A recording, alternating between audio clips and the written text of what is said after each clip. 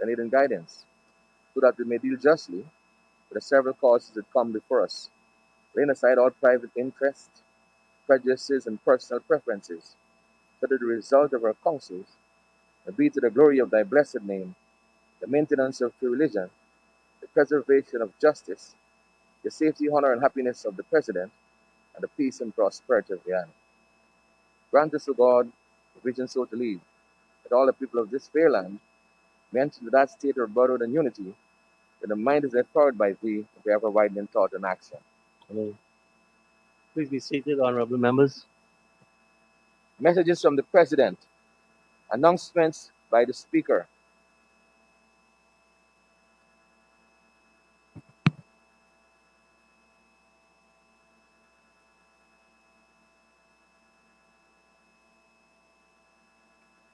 Honorable members, late last evening, I received an email containing a letter from the Honorable Leader of the Opposition, making a number of serious allegations re the treatment of opposition members of parliament and against the chair.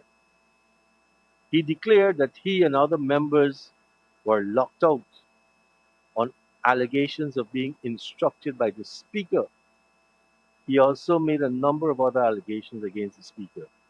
These will be dealt with subsequently, and he calls for an apology. He asserts, and I quote, "We understand that they were acting upon your instructions," when referring to the alleged treatment of the opposition members of parliament by members of the Guyana Police Force. I am disheartened, disappointed, but not distressed that the honorable member holding such an important title in the National Assembly, while being a practicing attorney at law, would intentionally traverse this route. Allegation based on mere hearsay. Further, not only is he an attorney at law, but he has been a member of this House for over 10 years. It follows that to charge such irresponsible and damning allegations hurled at the chair of the Speaker of the National Assembly is highly condemnable. It ought to be within his basic knowledge that not only is his assertions based on hearsay, but also that the Speaker of the National Assembly has no jurisdiction over the operations of the Guyana Police Force. Further, his allegations of ordered being issued to the police by the Speaker simultaneously while presiding over the House is ludicrous. I add that the allegations of honorable members being locked out and shut in warrants a response. The 18th sitting began with APNU AFC members in this House. I note the Honorable Vincent Henry being the last to leave. I also note members from all sides taking part in the fair in the MP's lounge. And in addition, members of the APNU AFC greeted His Excellency President Dr. Irfan Ali with much loudness and enthusiasm. What happened outside the compound of this parliament remains a matter for inquiry and the police. Thank you. Presentation of petitions. Presentation of papers and reports, etc.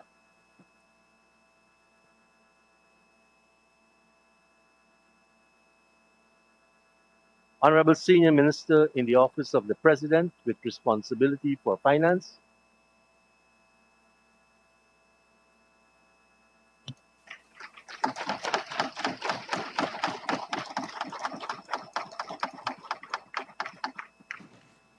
Mr. Speaker, I present to the Assembly the estimates of revenue and expenditure of Guyana for the financial year 2021. Thank you. Reports from committees. Oral questions without notice. Questions on notice. Statements by ministers, including policy statements. Personal explanations. Request for leave to move the adjournment of the National Assembly on definite matters of urgent public importance. Motions relating to the business or sittings of the National Assembly and moved by a minister. Honorable Minister of Parliamentary Affairs and Governance will move the following motion. Thank you, Minister Mr. of Parliamentary Speaker. Affairs and Governance, you may proceed. Thank you, Mr. Speaker. Be it resolved that standing orders numbers 10, subclause 2, and 38, subclause 9A be suspended to enable the senior minister in the office of the President with responsibility for finance to complete uninterrupted the reading of the budget speech for 2021 at the sitting of the National Assembly today, Friday, the 12th of February, 2021. Thank you. Thank you, Honorable Minister. The motion is proposed. I will now put the motion. Those in favor say aye. Those against say no. The ayes have it. I note the Honorable Deputy Speaker here.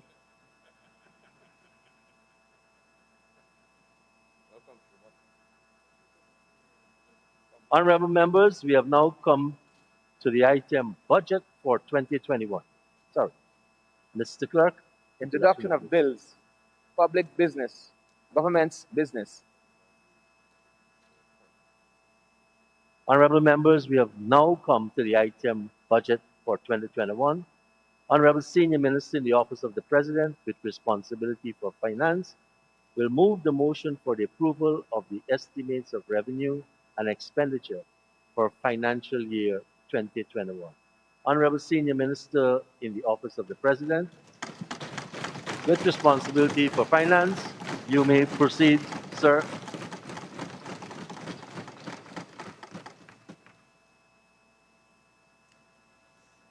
Mr. Speaker,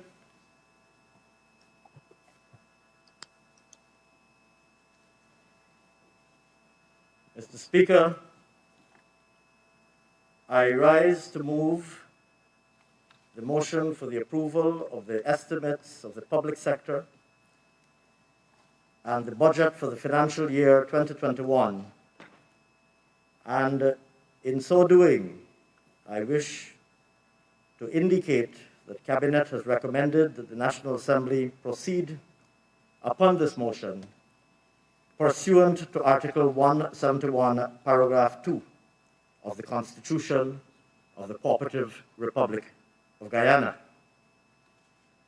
Mr. Speaker, Budget 2021 is the first full-year budget presented by this PPPC administration since we were given a new mandate by the people of Guyana in the historic 2nd March 2020 general and regional elections.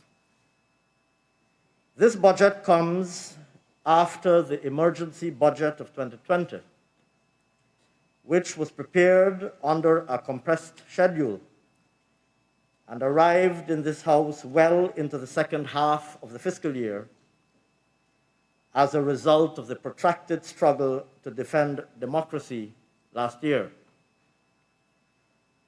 That emergency budget delivered on this People's Progressive Party civic government's promise to provide immediate protection and relief to the long-suffering people of Guyana and breathe some life into the then moribund Guyanese economy. Together with the subsequent appropriations approved for that year, Budget 2020 provided for $7 billion of COVID-19 relief cash grants to households across Guyana, $2 billion of one-off grants to public sector employees, and $1 billion in end-year bonuses to frontline workers in the health sector and the disciplined services. Budget 2020 reversed punitive and draconian tax measures, such as the value-added tax on electricity, water, and cellular phones, and it restored a subsidy on water charges for the elderly. Measures aimed at jumpstarting economic activity included the removal of the value-added tax on exports and on machinery, equipment, and ATVs, all-terrain vehicles, for mining, forestry, agriculture, and manufacturing. Additionally, Mr. Speaker, corporate taxation was removed on private providers of education and healthcare, thereby incentivizing investment in these areas.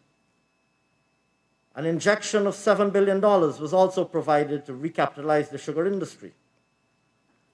Meanwhile, the resumption of the government's house lot distribution and land titling program, restoration of the $30 million limit on loans eligible for mortgage interest relief, and raising of the limit for low-income housing loans for corporate tax relief in the banking sector to $10 million, combined to stimulate a restart of activity in the construction sector and made home ownership affordable once again.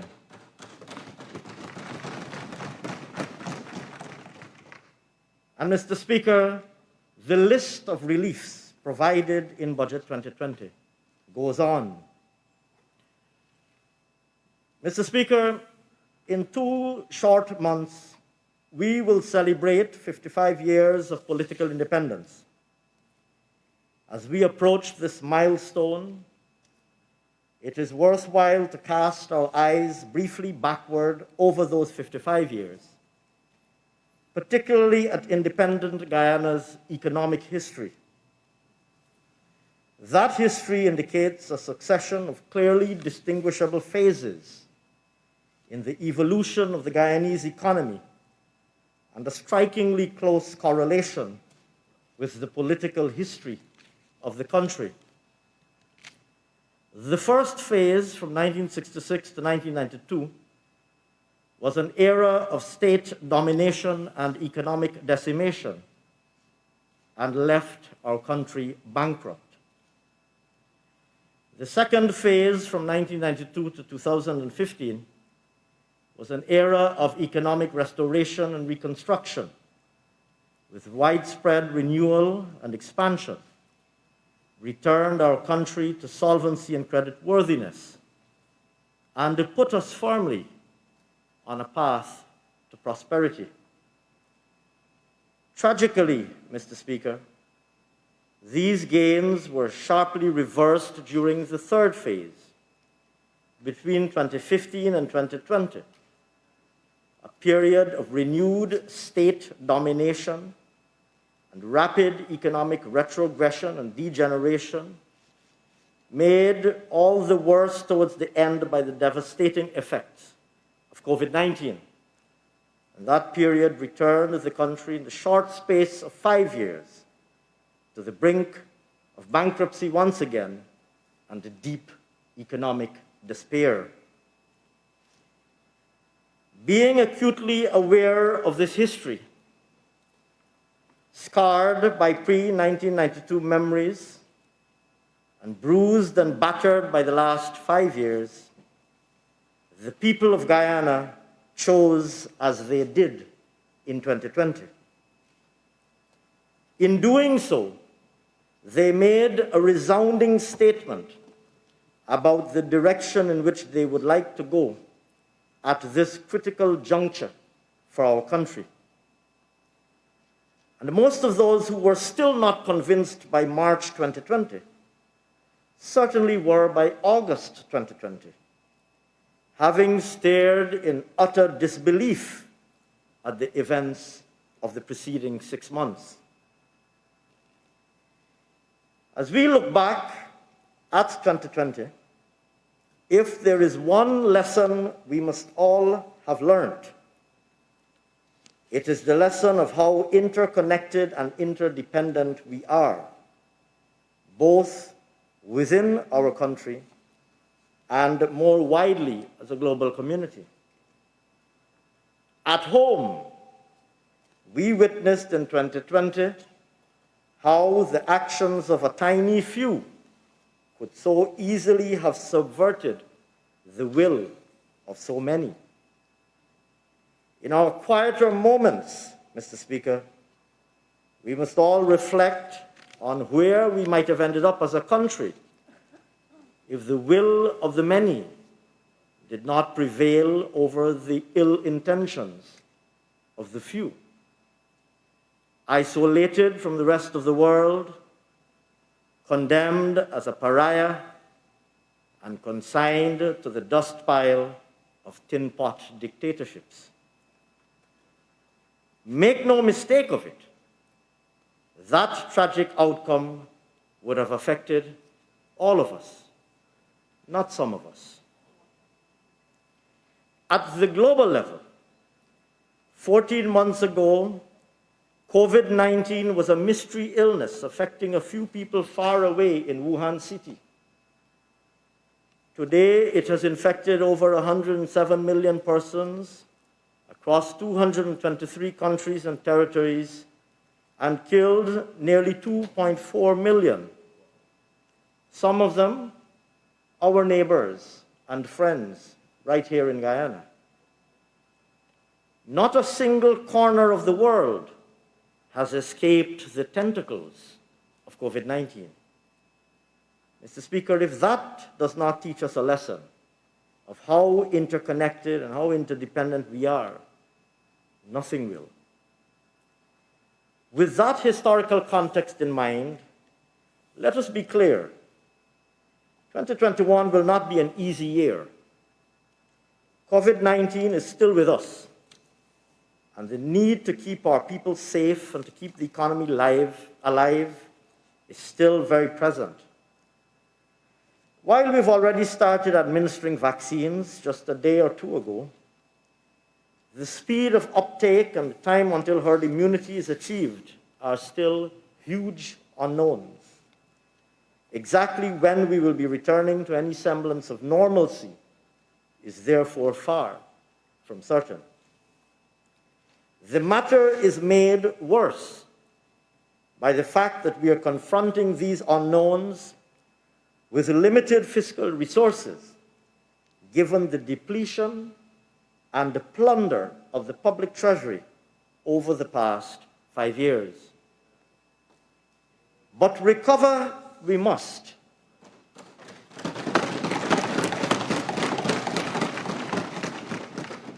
And recover we will.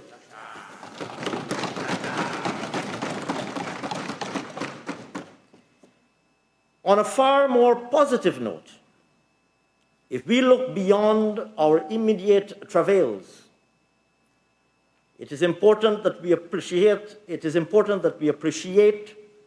the magnitude of the moment at which we now stand. For generations, our foreparents have dreamt of a Guyana where they and their children can work, earn, live, and age comfortably, saving, uplifting themselves steadily, free of despair, full of hope, realizing aspiration after aspiration, and with no reason or yearning to be anywhere but here. This dream would have renewed itself at every major point in our country's history. Sadly, until now, and for a variety of reasons, this dream has remained elusive, despite the tremendous gains we made when we were last in office. Many remained hopeful, but some lost hope along the way.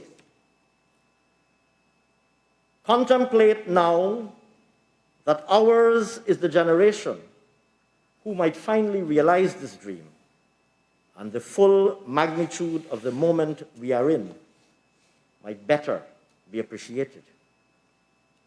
The dream that has eluded us as a country for generations can finally be realized, not in the far future, but by today's generation. Lest we be mistaken, this will not happen automatically. It will take bold and visionary, but careful and responsible leadership. The path to prosperity, and by this I mean not a fleeting glimpse of prosperity, but lasting and enduring prosperity, will unavoidably require careful charting and steady navigation. Important trade-offs will need to be made and balances struck, most significantly between immediate needs and longer-term considerations. Mr. Speaker, this is what the People's Progressive Party civic government offers. The vision to chart the course we need to take and the capability to get us there.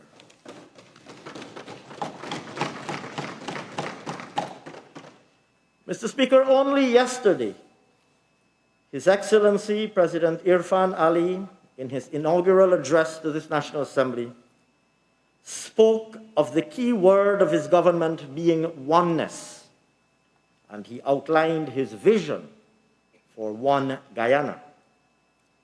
There can be no more compelling philosophy for us than this concept of oneness. It is embodied in our national motto, and it must equally be embodied in all that we do. His Excellency also yesterday outlined a bold and exciting vision for our country across the entire spectrum of government policy, and including a number of specific targets by which his government will be held accountable. Guided by His Excellency's vision, as well as the People's Progressive Party civic manifesto on the basis of which we were elected to office, our agenda for transforming Guyana will bring tangible and demonstrable betterment to all Guyanese. With the implementation of this agenda, Guyana will be an unrecognizably different place in every positive respect in 5 years' time compared to where we are today. In keeping with His Excellency's vision, Budget 2021 seeks to achieve the following objectives for all Guyanese. 1. Navigating COVID-19 for as long as it is around, keeping our population safe, containing further spread, treating those who are infected, providing vaccines as soon as they become available, and reopening the economy progressively and then fully when it is safe to do so. 2. Ensuring a diversified and resilient productive sector by facilitating large-scale private investment in both traditional and new and emerging sectors, creating 50,000 jobs in the next 5 years, and promoting entrepreneurship at the medium and small business level. 3, initiating investment in catalytic and transformative infrastructure, including energy infrastructure, to ensure adequate supply at competitive cost, and transport infrastructure to improve international connectivity and unleash domestic production and productivity. 4, establishing world-class social services such as education and healthcare, so that these services are available to the domestic population, but also with a view to entering the international market for providing these services to a regional and global clientele. 5, improving the quality of public services and creating a conducive environment for doing business and interacting with government, including by deploying technology-based solutions, as well as reducing bureaucracy and red tape. And 6, ensuring respect for the Constitution and the rule of law, maintaining good governance, safeguarding access to justice, and the preservation of a safe and secure environment for all Guyanese and visitors to Guyana. With these objectives in mind, this budget ensures we recover as a country both from 2020 and from the last 5 years of trauma. It puts in place the policies needed to catalyze rapid economic growth in the near and medium term. And it lays the foundation needed to ensure that that growth is not transitory, but is sustainable for the longer term. Budget 2021 is therefore presented under the theme, A Path to Recovery, Economic Dynamism and Resilience.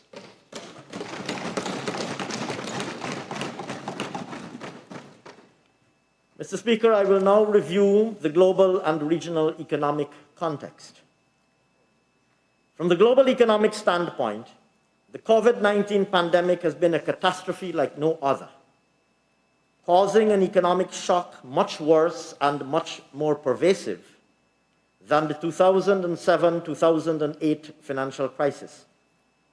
Countries rich and poor, advanced and developing, have plunged into recessions as they adopted containment measures, with data now suggesting that some economies have started to recover.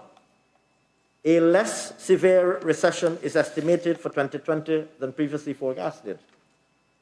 Global output in 2020 is estimated to have contracted by 3.5%. This revised position reflects some easing in the second half, mostly in advanced economies, the United States and the Euro area, as well as in China after lockdowns were scaled back and government support measures were rolled out. Advanced economies who were able to deliver direct spending and liquidity support are estimated to have contracted by 4.9% in 2020. Similarly, the contraction of output in emerging market and developing economies is estimated at 2.4% in 2020. As previously forecasted, output in all countries in this group, except China, is estimated to have declined. Notably, growth in China is now estimated at 2.3% for 2020. In the Latin America and the Caribbean region, economic output is estimated to have contracted by 7.4%. Mr. Speaker, closer home, Caribbean economies felt the sharp effects of the pandemic as a result of their high dependency on tourism as well as domestic containment measures. Latest available data suggest that the tourism-dependent economies of the Caribbean are likely to have contracted by 9.9% in 2020, and individual countries in that group by as much as 20%. Even in the commodity exporting economies of the Caribbean, overall growth in 2020 is expected to have been in the vicinity of a paltry 0.6%. Mr. Speaker, as indicated earlier, COVID-19 is far from over and much uncertainty remains. Following the 2020 contraction in global output, the world economy is expected to see some recovery in 2021.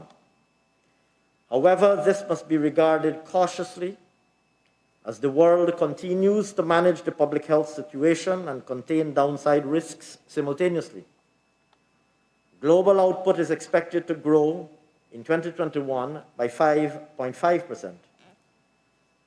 Two key assumptions driving this outlook are the provision of additional policy support in some large economies, as well as the expectation of a vaccine that would result in strengthened economic activity later in the year. Growth in advanced economies is therefore forecasted 4.3% in 2021. In the US and Japan, the 2021 growth outlook, projected at 5.1% and 3.1% respectively, can partially be attributed to fiscal stimulus measures introduced at the end of 2020. The 2021 outlook for the Euro area, at 4.2%, incorporates lower activity at the end of 2020 combined with rising infections and reintroduced lockdowns. Recovery is also anticipated for the emerging market and developing economies group, which is expected to grow by 6.3%. Like the advanced economies, the recovery paths vary within this group, and with significant differentiation expected between China and the other economies, as China's containment measures and liquidity support appear to have facilitated a strong recovery. For Latin America and the Caribbean, growth of 4.1% is forecasted. But within the Caribbean, the recovery is expected to be protracted, with growth of 4% in the tourism-dependent economies and 3.8% in the commodity exporters. Mr. Speaker, as a commodity exporter, Guyana remains exposed to developments on the global commodity markets, and COVID-19 introduced much uncertainty in these markets, with mixed effects across the main commodities we export. The average world market price of rice was $497 per metric ton in 2020, 18.8% above the 2019 average. The average world market price for sugar was 28 US cents per kilogram in 2020, a 1.5% increase when compared with 2019. Global metal prices in 2020 were mixed when compared with 2019. The average price of gold in 2020 was $1,770 and 30 cents per troy ounce, 27.1% over 2019. The average price for aluminum was $1,704 per metric ton in 2020, 5% lower when compared with 2019. The average price of Brent crude oil was $42.30 per barrel in 2020, 33.9% lower when compared with 2019. Mr. Speaker, looking ahead, the world market prices for rice and sugar are projected to increase in 2021 by 0.3% and 2.3% respectively. However, gold and aluminum prices are projected to decline by 1.7% and 1.4% respectively. The average crude oil price is projected to increase by 4% in 2021, but remain below the 2019 average. Mr. Speaker, I now turn to developments in the domestic economy in 2020. Real gross domestic product. Mr. Speaker, at the time of Budget 2020, it was hoped that the budgetary allocations and measures introduced would help to curb the spread of COVID-19, allowing for a faster return to normalcy. However, it very quickly became apparent that infection levels were significantly higher than reported by our predecessors in office, reflecting the low level of testing. As a result, our government was forced to keep in place several emergency measures for much longer than anticipated, hampering the pace of recovery expected at that time. Indeed, Mr. Speaker, it has become evident that the shocks to our economy from the events of 2020, both the pandemic and the protracted general and regional elections, were far more severe and far more lasting than we anticipated. As a result, Mr. Speaker, our real GDP in 2020 is estimated to have grown by 43.5%, somewhat lower than previously expected, considering that 2020 was the first year over which we were an oil producer. More strikingly, Mr. Speaker, the non-oil economy is estimated to have contracted in 2020 by 7.3%. Sectoral performance: agriculture, forestry, and fishing. Mr. Speaker, in 2020, the agriculture, forestry, and fishing sector is estimated to have grown by 4.1%.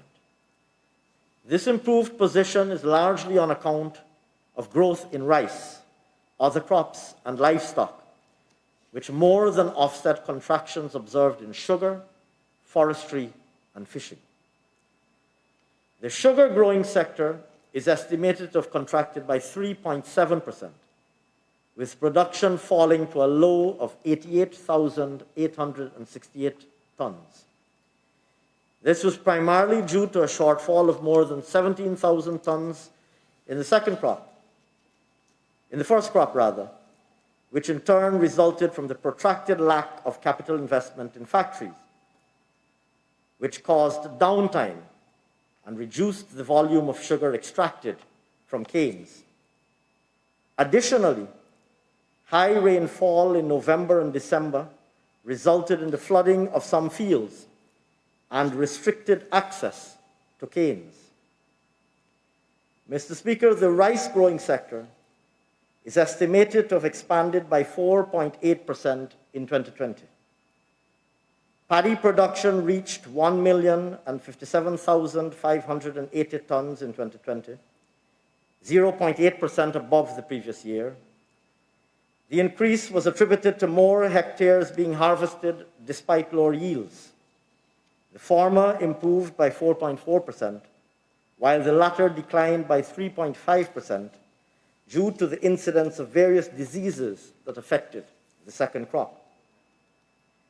With respect to the production of other crops, despite excessive rainfall in November and December, this sector is estimated to have grown by 6.6% in 2020. Notably, the COVID-19 pandemic would have resulted in increased demand for many fruits, particularly citrus. Like other crops, the livestock sector is also estimated to have grown in 2020, recording an increase of 5%. This was driven by poultry, egg, and beef production, which are estimated to have grown by 10.4%, 34.1%, and 3.4% respectively. Mr. Speaker, the forestry sector is estimated to have contracted by 8.1%. The overall decline is primarily driven by an 11.8% decline in sawnwood production, reflecting the marked slowdown in construction activity in 2020. The fishing sector is projected to have contracted by 17.1%. This decline was largely as a result of fewer vessels going out to fish due to lower domestic and external demand stemming from the pandemic. Production was further limited by inclement weather, as well as an extension of the closed season for shrimp fishing from 8 weeks to 10 weeks. Extractive industries. Mr. Speaker, the mining and quarrying sector is estimated to have expanded by 303.7% in 2020. The overall growth above 2019 was driven by the emerging oil and gas and support services industry, which grew by 2,603.3% over the previous year, given that 2020 represented the first full year of the industry's operations. In contrast, a sharper than expected decline was observed for the gold subsector. Mr. Speaker, one of the large gold mining companies ceased production in July 2020 to facilitate a transfer of ownership and only resumed operations in November. As a result of this stoppage, as well as lower extraction by the other large company, the subsector contracted by 7.8%. The contraction in production by large-scale operators overshadowed the small and medium-scale miners, who declared 485,552 troy ounces in 2020, 8.3% higher than the previous year. Turning to the bauxite subsector, the stoppage of mining by one company, combined with lower global demand for bauxite and disruptions to supply chains, resulted in an estimated contraction of 41.2% in 2020. Mr. Speaker, the other mining subsector, which comprises diamond and sand mining and stone quarrying, is estimated to have contracted by a staggering 42.7% in 2020. Diamond declarations declined as a result of lower global demand for precious stones amid the global economic crisis caused by the pandemic. This resulted in lower prices. Domestically, as a result of the election's impasse, COVID-19 restrictions, and record high gold prices, less diamond mining activity was observed. The prevailing political and public health challenges also resulted in a significant reduction in construction activity, with public sector projects grinding to a halt for several months, resulting in reduced sand mining and stone quarrying. Mr. Speaker, the manufacturing sector is estimated to have contracted by 8.6% in 2020. Declines of 3.7%, 5.7%, and 10.8% were estimated for sugar, rice, and other manufacturing subsectors, respectively. Mr. Speaker, in 2020, the water supply and sewage sector is estimated to have increased by 8%. While this was partially due to new connections, it was also driven by increased sanitation activity as a result of the pandemic. Electricity supply is also estimated to have grown in 2020 by 1.2%. Construction. Mr. Speaker, as noted previously, construction activities were significantly lower than in 2019, largely as a result of restrictions put in place to curb the spread of COVID-19. While the relaxation of these measures in the second half of the year would have resulted in some improvement in the sector, it is still estimated to have contracted in 2020 by 6.3%. Mr. Speaker, the services sector is estimated to have contracted by 9.4% in 2020. The overall decline could be attributed primarily to contractions in wholesale and retail trade and transport and storage.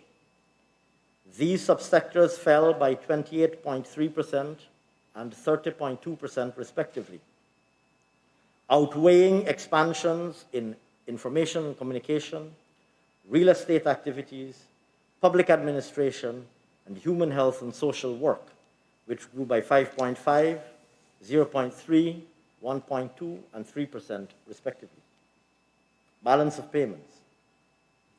The overall balance of payments recorded a surplus of $60.6 million in 2020, compared to a deficit of $48.9 million recorded in 2019.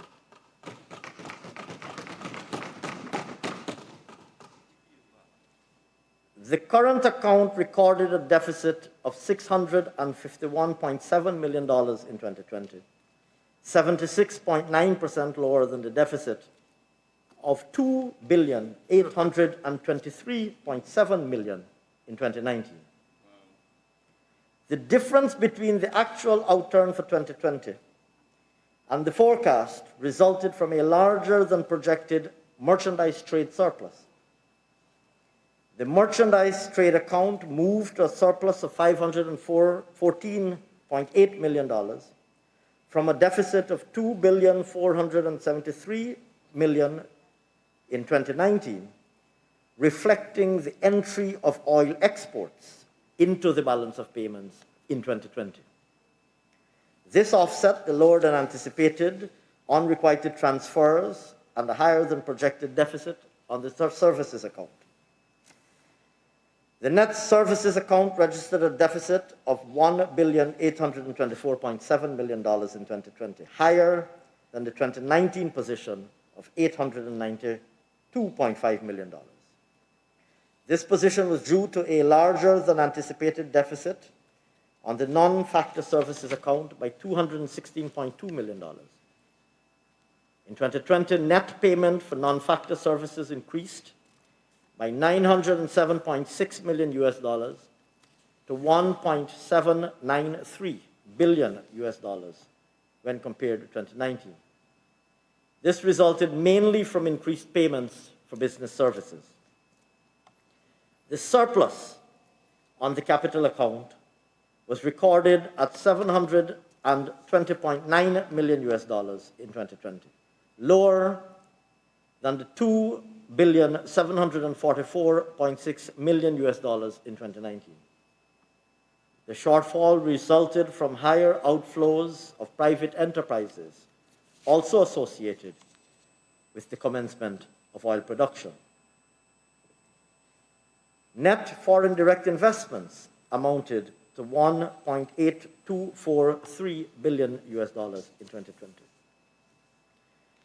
Mr. Speaker, under the capital account, the net non-financial public sector position moved to a deficit of $190.3 million compared to a surplus of $147.9 million in 2019. The 2020 deficit was mainly on account of lower than projected disbursements.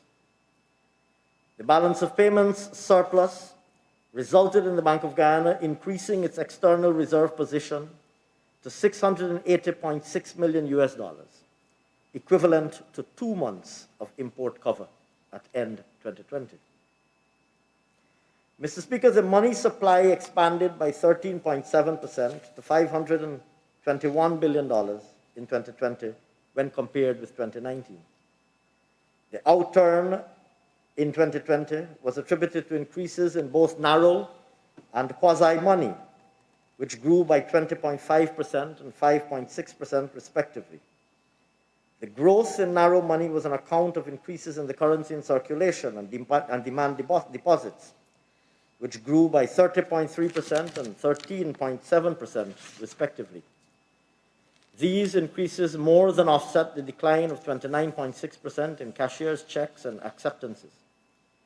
The growth in quasi-money resulted from an increase in savings deposits of 11.1%, despite a decline in time deposits of 25.9%. Mr. Speaker, in 2020, net domestic credit by the banking system expanded by 15.9% to $343.9 billion when compared with 2019. This position resulted from increased credit to both the private and the public sectors. Net private sector credit grew by 2.4% to $259.8 billion on account of an increase in credit to all sectors with the exception of manufacturing, which contracted by 17.8%. Credit to the agriculture, mining, and quarrying, services, households, real estate mortgage loans, and other sectors were higher by 3.2, 7.3, 7.7, 1.7, 3.7, and 7.7% respectively. This reflects the decision to lower the reserve requirement ratio from 12 to 10% for the period from August 24th to December 31st, 2020, in keeping with an agreement between the central bank and the commercial banks in relation to COVID-19 relief measures. Total reserves deposited with the Bank of Guyana increased by 42.5% to $125.6 billion due to the reduction in the reserve requirement to encourage private sector credit. Reserves in excess of minimum requirement amounted to $75.1 billion at end December 2020. Prices and income. Mr. Speaker, the 12-month inflation rate at December 2020 was recorded at 0.9%, mainly as a result of lower energy prices, which offset higher food prices, largely driven by higher prices of meat, fish and eggs, and vegetable products. Interest rates. Mr. Speaker, the interest rate remained low throughout 2020. The small savings rate declined by 5 basis points in December 2020 when compared with December 2019 to reach 0.91%, while the commercial bank weighted average lending rate fell by 22 basis points to 8.96%. The 182-day Treasury bill yield increased to 1% from 0.89%, while the 364-day Treasury bill yield remained unchanged at 1%, resulting from the competitive bidding for these instruments. The 91-day Treasury bill also remained unchanged at 1.54%. Incomes. Mr. Speaker, in 2020, recognizing the hardship of COVID-19 and following the much delayed change in government in August 2020, this People's Progressive Party civic government provided amounts totaling $7 billion for every household to receive relief in the form of an unconditional cash transfer of $25,000. This government has also been clear and unwavering in our commitment to place our frontline responders first as we combat the pandemic. Indeed, Mr. Speaker, they were first in line to receive the COVID-19 vaccines as they arrived yesterday.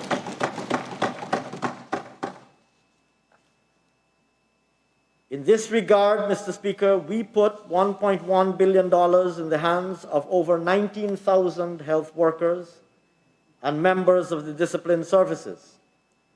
Additionally, a one-off payment was made to all public sector employees, benefiting more than 60,000 employees and putting almost $2 billion in the hands of these employees.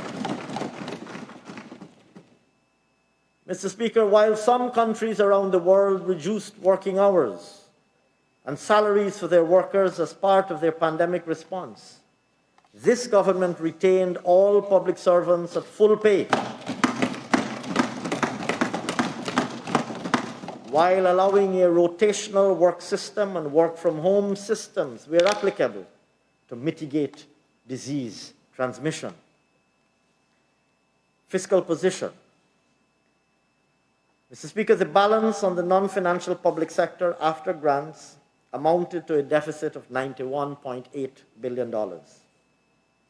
This deficit is equivalent to 9.6% of GDP at the end of 2020 and is mainly attributed to a shortfall of $2.9 billion in revenue, offset against the contraction in total expenditure of $1.3 billion. Additionally, Mr. Speaker, grants fell short by $939.7 million. Central government. At the end of 2020, the operations of the central government resulted in a deficit of $90.5 billion, 9.4% of GDP. The deficit was primarily as a result of higher than anticipated expenditure requirements. Central government current revenue for 2020 totaled $227.4 billion. Tax collection accounted for 96% of this revenue, $218.3 billion. The increase in tax revenue above the 2020 estimate was the result of higher than projected collections from internal revenue and excise taxes, which grew by $6 billion and $1.9 billion respectively. Internal revenue was higher on account of larger than expected collections from private sector corporation tax and PAYE, which were $3.7 billion and $1.3 billion above the forecast. The increase in excise tax collections above the budget projections is mainly due to the higher than anticipated collections from the importation of fuel products and motor vehicles. In contrast, Mr. Speaker, collections from VAT were $2.8 billion lower than the projection on account of lower collections from both imported goods and domestically supplied goods of $2.4 billion and $368.3 million, respectively. And it would be recalled, Mr. Speaker, that this government provided extensive relief on VAT as a priority in the 2020 budget. Yep. Similarly, customs and trade tax collections were below the 2020 forecast by $1.3 billion, largely attributed to lower collections of import duties. Non-tax revenue totaled $9.1 billion, lower than projected as a result of lower dividends received from the non-financial public enterprises. Mr. Speaker, central government expenditure for 2020 totaled $325.5 billion, $5.2 billion above the allocation provided for in Budget 2020. When compared with the Budget 2020 estimates, non-interest expenditure was $1.6 billion higher than expected on account of larger outlays on other goods and services and transfer payments. The increase in other goods and services was mainly on account of the payment by this government of $6 billion of electricity arrears inherited from the previous government and owed by various government agencies to the detriment of the finances of the Guyana Power and Light Incorporated. The growth in transfer payments arose from the COVID-19 relief cash grant, which we have rolled out across the country. Mr. Speaker, interest payments were $394.9 million lower than the projection, and capital expenditure reached $76.1 billion at the end of 2020. The overall deficit of the public enterprises at the end of 2020 was $1.3 billion. Public debt management. Mr. Speaker, this People's Progressive Party civic government's track record, established and so amply illustrated during our previous tenure in office, our track record of prudent debt management is well established and has been amply illustrated. We endeavor to preserve that track record by contracting financing and meeting debt service obligations at the lowest possible cost within acceptable risk parameters. This approach would engender the continued sustainability of Guyana's total public and publicly guaranteed debt, which amounted to $2,592.2 million at end December 2020. Of this amount, total public debt comprised $2,589.8 million, while total publicly guaranteed debt comprised $2.4 million. Mr. Speaker, of note, this is the first year that our debt coverage has been expanded to include publicly guaranteed debt, providing a more complete picture of our debt position. This is yet more testimony to this People's Progressive Party Civic's government's commitment to transparency and accountability. Mr. Speaker, at the end of December 2020, the ratio of total public and publicly guaranteed debt to GDP was 47.4%. Total public debt at end December 2020 was 53.3% higher than at December 2019, mainly due to the inclusion of the large central government gross overdraft with the Bank of Guyana, accumulated under the previous administration, but which was previously not reflected as part of the domestic debt stock. This move is intended to regularize and accurately reflect significant liabilities accumulated over the last 5 years, and to restore the integrity of Guyana's fiscal accounts. Additionally, Mr. Speaker, all outstanding liabilities totaling about $67.5 million US dollars, or about 14.1 billion Guyana dollars, under a government-guaranteed bond issued in May 2018 by the National Industrial and Commercial Investments Limited, NISIL, under the previous administration, were classified or are classified now as domestic debt due to the fact that the government, this government, was required to meet debt service obligations under this bond in 2020. It would be recalled, Mr. Speaker, that that bond was issued with a full and ironclad government guarantee. In 2020, Mr. Speaker, total public debt service payments amounted to $92.3 million US dollars, an increase of 9.3% compared to the preceding year, on account of higher domestic debt service costs. Total domestic debt service payments in 2020 amounted to $16.1 million US dollars, more than twice the 2019 figure of $6.3 million US dollars, due to the need for government to meet the debt service obligations under the said NISIL bond.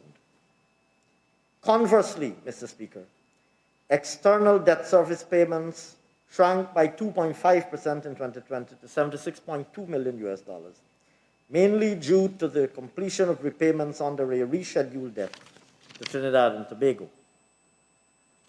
Mr. Speaker, early in 2021, indeed just a few days ago, government moved to increase the external and domestic debt ceilings from $400 billion to $650 billion and from $150 billion to $500 billion respectively, both for purposes of regularizing the outstanding liabilities inherited from our predecessors in office and also to accommodate new financing.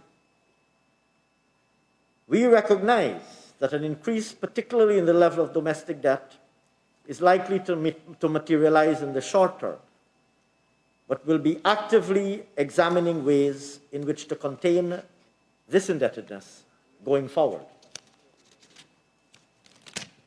Mr. Speaker, I now turn to sectoral vision and plans, the agenda for 2021 and beyond.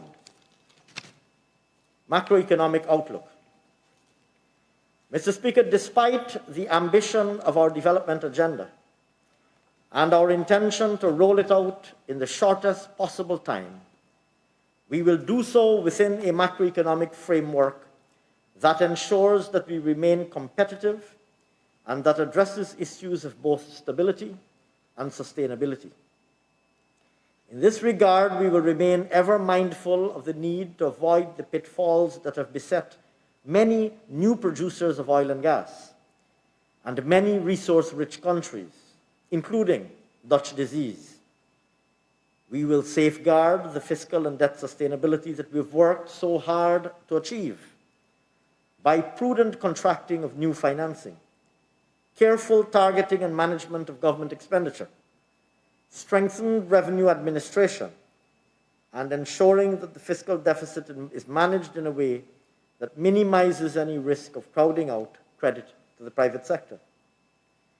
The task before us is to ensure steady repair of the public finances from the parlous state in which we inherited them, while at the same time financing our aggressive development agenda. Mr. Speaker, we anticipate high rates of real economic growth in the immediate term, reflecting the ramping up of oil production, but moderating into the medium and longer term. We will ensure that those high rates of growth are accompanied by policies designed to minimize supply-side constraints to avoid the risk of overheating. We aim to ramp up adequate levels of external reserves, ensure exchange rate stability, as well as interest rate stability, and ensure low levels of inflation. Mr. Speaker, I now turn to the low-carbon development strategy. It is no secret that Guyana continues to face disproportionate exposure to the effects of climate change given our low-lying coastal plain. At the same time, we make a disproportionate contribution to the global fight against climate change, given our pristine standing rainforests. This has not changed, notwithstanding that we've become an oil-exporting country. Our vulnerability to the effects of climate change and our desire to respond as a proactive participant in the search for solutions rather than lament as victims led to the vision of the Low Carbon Development Strategy. The LCDS, as it is known, was a groundbreaking forest partnership agreement with Norway, the first for a developing country and the third largest agreement of its kind anywhere in the world. This agreement provided for Guyana to earn payments for climate services up to $250 million over a 5-year period. Mr. Speaker, when the APNU-AFC government came into office in 2015, they squandered whatever funds were available and brought the release of the rest of the funds already earned by Guyana to a grinding halt. This culminated in the last payments from Norway being suspended. On top of this lost opportunity, a successor Guyana-Norway agreement for the period from 2015 to 2020 never materialized. Almost $30 million for existing projects has not been disbursed. More than $135 million that was earned by Guyana under this arrangement is sitting in bank accounts outside our economy. The Amila Falls hydropower project, which would have used $80 million of LCDS financing to leverage hundreds of millions of dollars of private investment by major international investors, was derailed. And the opportunity to grow our payments from forest climate services after 2015 was never taken.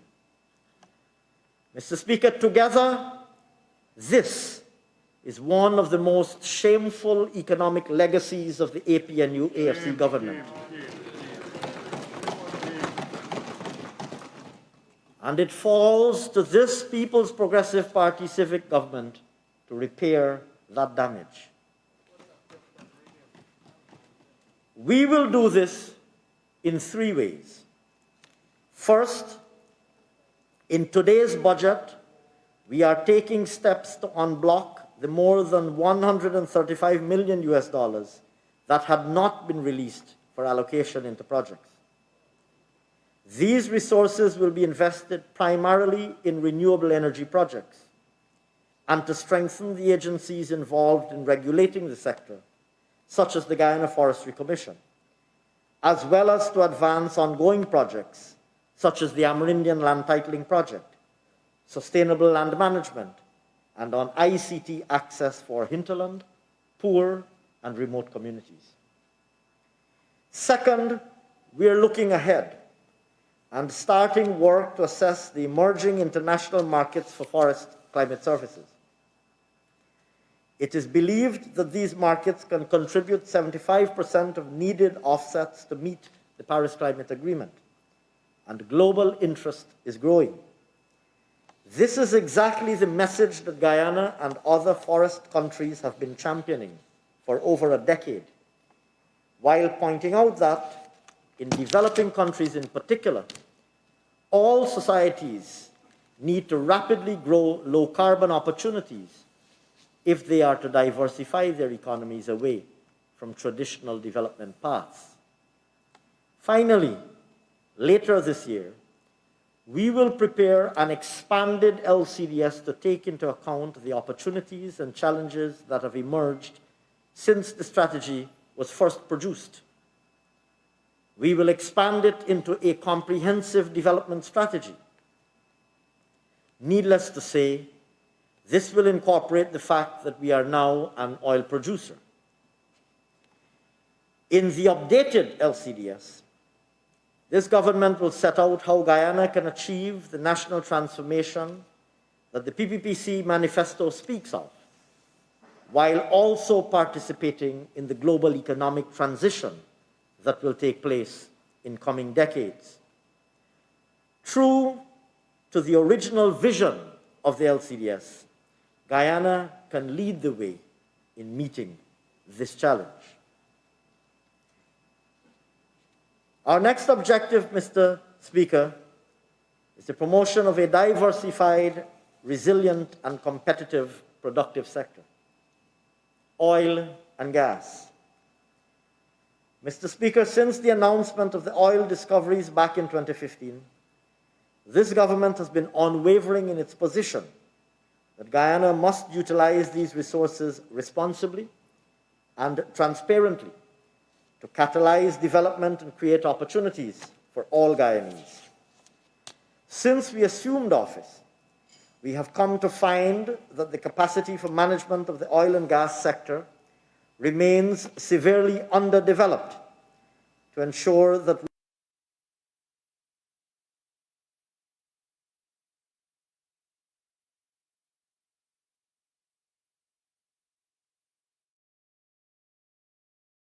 resource extraction is effective.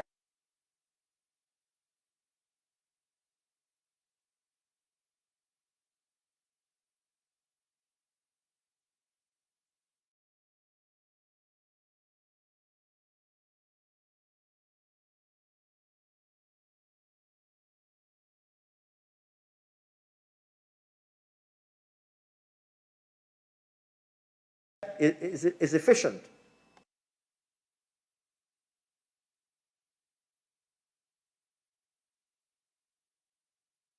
And profit share is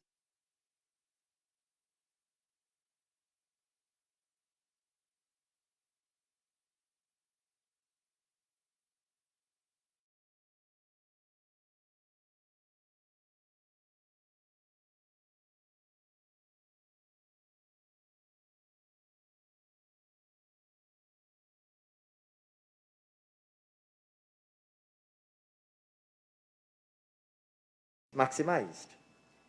The previous government appears to have spent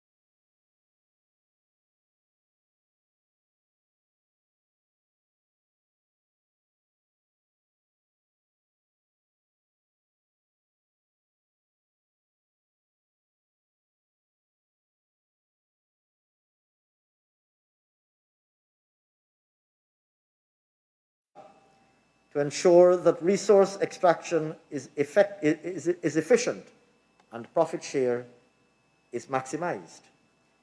The previous government appears to have spent the last 5 years wasting time instead of ensuring that every opportunity was aggressively pursued to expeditiously equip our regulators to safeguard our national patrimony.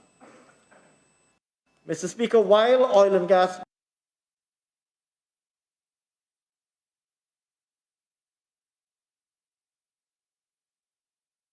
may bring many opportunities,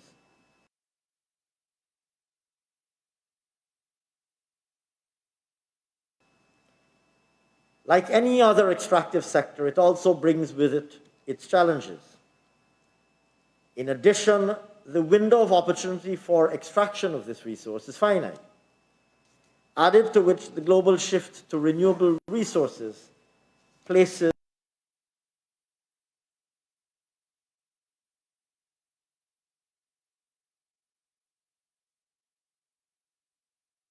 further pressures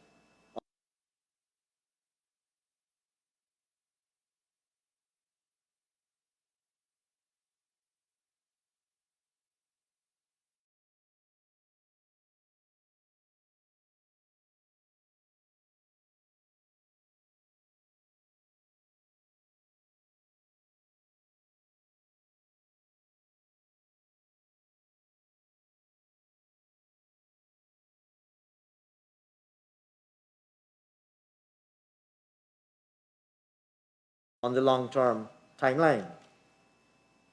Our vision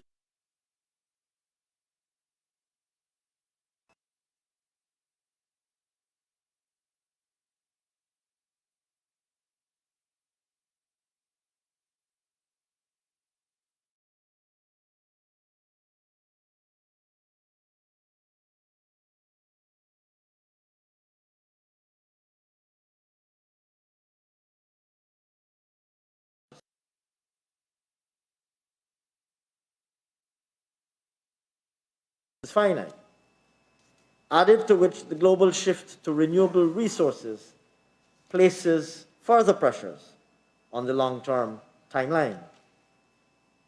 Our vision for this sector has previously been elaborated in Budget 2020 and by His Excellency in his address to this Honourable House yesterday and on other occasions.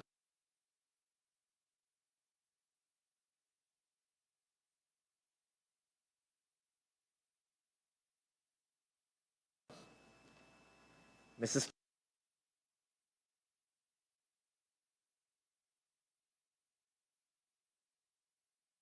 Speaker, in the next few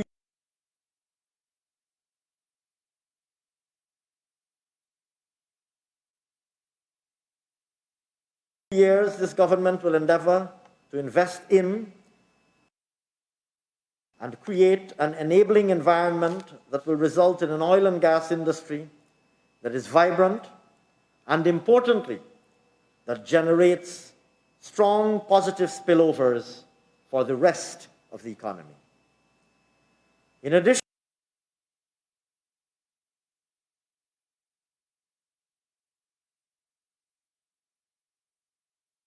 exploration program and maintain their schedule of works for field development, such as with Payara, post-pandemic, and recommit to their own exploration obligations with zeal.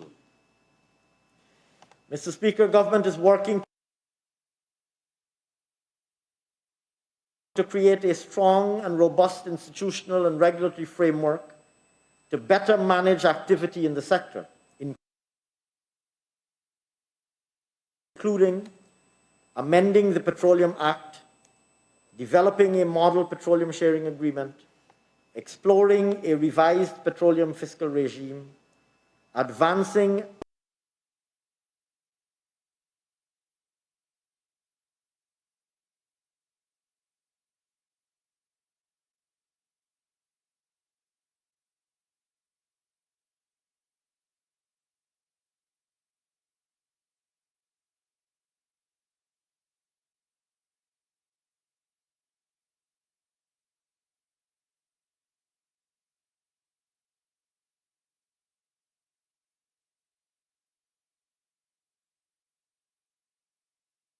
commercial operations recommenced in mid-September last year. Shortly after this government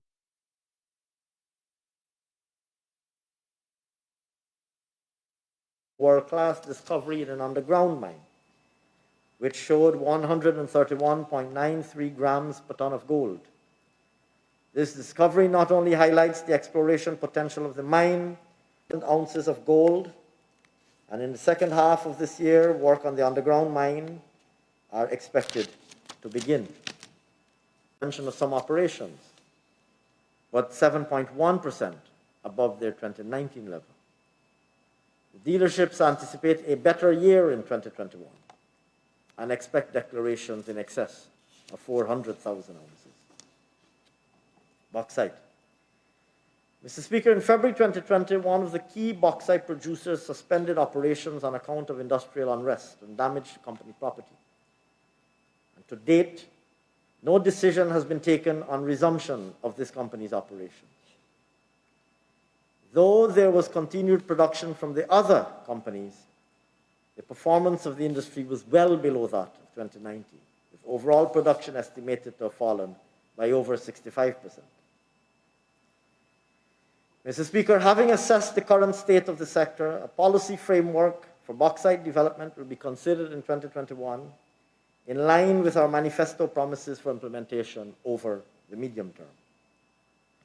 Suffice it to say, Mr. Speaker, that our government will continue to do all that it takes to support growth and expansion in this sector.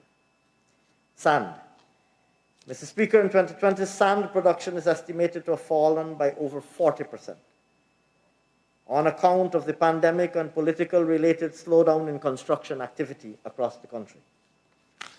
With both private and public investment expected to rebound in 2021 and grow over the next 2 to 3 years, it is important to ensure sufficient access to quality local materials. Stone. Mr. Speaker, comparing 2019 with 2014, stone production, which is a critical component for building our nation's physical infrastructure, declined by an estimated 49.9%. Having assumed office, Mr. Speaker, in addition to removing the value-added tax on machinery and equipment and ATVs, in our last budget, our government in December issued a license to a local company who will operate what has the potential to be the largest quarry in Guyana and in the Caribbean. That quarry is expected to begin operations in mid-2021. The licensed area covers 7,000 acres, and the company plans to produce approximately 20,000 metric tons weekly.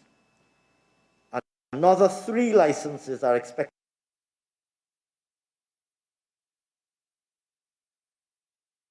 to be issued within the first quarter.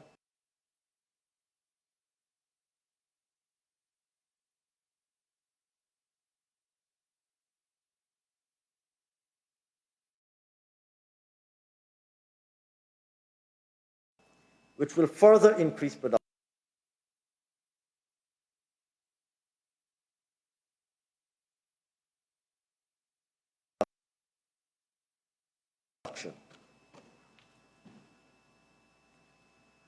And which will result in a collective ramp-up in production of approximately 800,000 tons. This, combined with additional storage facilities, should commence manganese operations in Matthews Ridge, with over 100 Guyanese already hired to prepare for the extraction of the mineral, and another 400 to be employed when full operations begin later this year. The company is currently engaged in the environmental social impact assessment with the EPA, a requirement under their mineral license application. They're in design and construction phase of the mine, port, and haulage system. Over the medium term, the development of the mine will see the transporting of manganese to Port Kaituma, where a wharf will be constructed to accommodate vessels to transport the mineral from our port. The total manganese resource is estimated at 26 million tons, and the company is expected to mine some 2 million tons per year, with the life of the operation lasting some 12 to 13 years. Forestry. Mr. Speaker, successive PPPC governments have long recognized that our forest generates multiple sources of revenue and livelihoods, whether from the protected standing forests that contribute to the quality of air on the planet, while generating payments for forest conservation, as discussed earlier, or sustainable forest management that enables individual livelihoods to be built around the harvesting of our various species of wood, or the rich untapped biodiversity. Mr. Speaker, in the 5 years prior to us leaving office in 2015, the average growth rate in this sector was 7.9%, and the average growth in export earnings for the period was 7%. Following that, for the period 2015 to 2019, the APNU completely reversed this. Production contracted by an average of 7.4%, and export earnings by an average of 8.6%. At the same time, Mr. Speaker, the Guyana Forestry Commission was pushed into bankruptcy. Since we resumed office, we have made significant strides in reversing this position. Financing sources were immediately provided to not only support the struggling operations of the Forestry Commission, but also to pay outstanding emoluments to the staff. And the Commission is now being positioned to return to self-sufficiency. Our government has also adjusted the national log export policy effective October 12, 2020, to expand access to markets for our quality timber products. And we've begun to set the path for sustainable production through improved monitoring and planning. Additionally, Mr. Speaker, we removed the value-added tax on machinery and equipment, provided tax concessions on ATVs, and reversed VAT on exports and on hinterland travel, all with effect from October 1st, 2020. This government is confident that in the medium term, the forestry sector will grow to become an even greater contributor to our diversified non-oil economy. And the point really, Mr. Speaker, that I seek to make here is that we do have a remarkable potential for developing a large, vibrant, and dynamic non-oil economy. Still on forestry, Mr. Speaker, in 2021, we will advance progress under the National Forest Inventory Program. This initiative will provide specific information on types, locations, and quantities of timber within our forests. This will help improve national and concessional level planning. Notably, the last inventory was executed some 50 years ago. This year, $250 million has been budgeted for the implementation of the second phase of this initiative, with activities planned for regions 2, 7, 9, and 10. This initiative will create a reference data set on forest resources for long-term monitoring and decision-making, and is expected to continue over the medium term. Agriculture and food safety. Mr. Speaker, over the last 5 years, the agriculture sector suffered callous neglect, being left in complete decay as if the intention was to consign it into complete non-existence. In stark contrast, this People's Progressive Party civic government's intention is that agriculture will be one of the major anchors of our non-oil economy.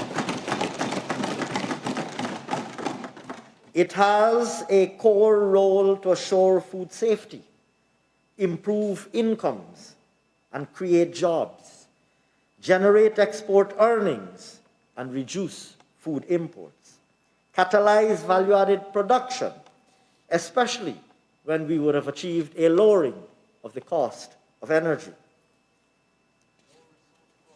Notwithstanding the hostile environment in which the agricultural sector operated over the last 5 years, The sector accounted for 27.1% of non-oil GDP and 21.3% of non-oil exports. One can only imagine, Mr. Speaker, what the sector would be able to achieve in a favorable environment.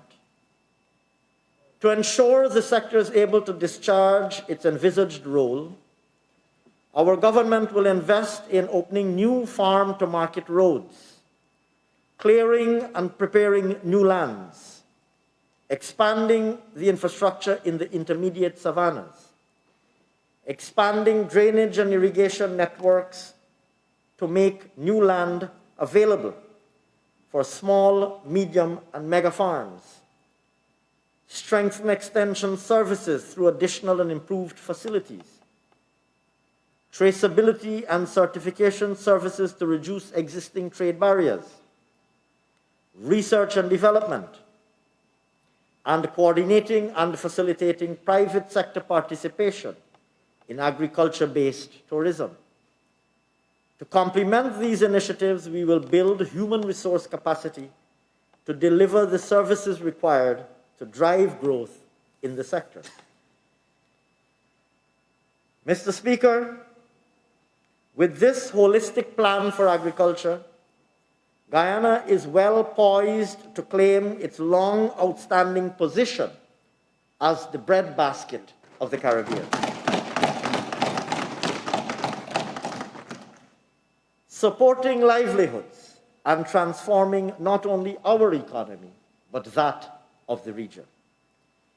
In 2021, Mr. Speaker, expenditure in the agriculture sector is expected to increase to $22.6 billion from $18.3 billion. Mr. Speaker, if I may turn now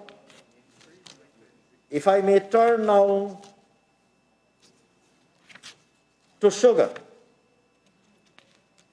Mr. Speaker, hundreds of years of sugar cultivation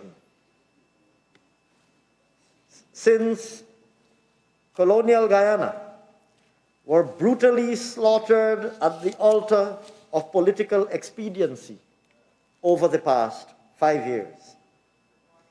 And it was done in a manner that will long be remembered as one of the most unconscionable acts committed by that APNU AFC government.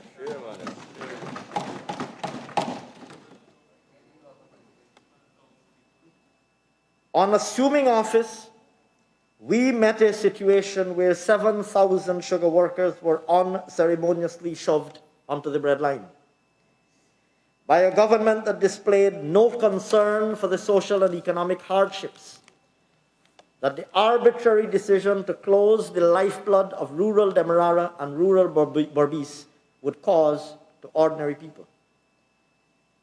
The rippling effect of this action coursed through the entire coastal Guyana, spreading shock, dismay, disbelief, and a sense of hopelessness.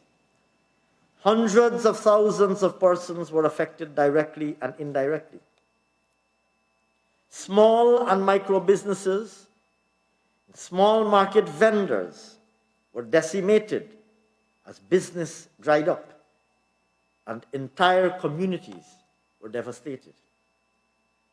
While 3 sugar estates were closed, the other 3 that were reluctantly kept open were left to limp along with little to no capital investments during the APNU AFC tenure. By the time we entered office, sugar production had plummeted to its lowest level ever, and the Gaisuco was in dire financial straits. Mr. Speaker, notwithstanding the prophets of doom, this government stands ready, willing, and resolute to deliver on our policy and manifesto promise to the sugar workers and to all Guyanese.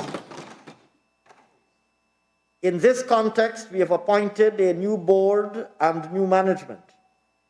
Together, the board and management are charged with responsibility for conducting a detailed diagnostic of the industry in order to reboot the industry, to make it fit for purpose, for sugar and value-added opportunities, including diversification into non-traditional areas.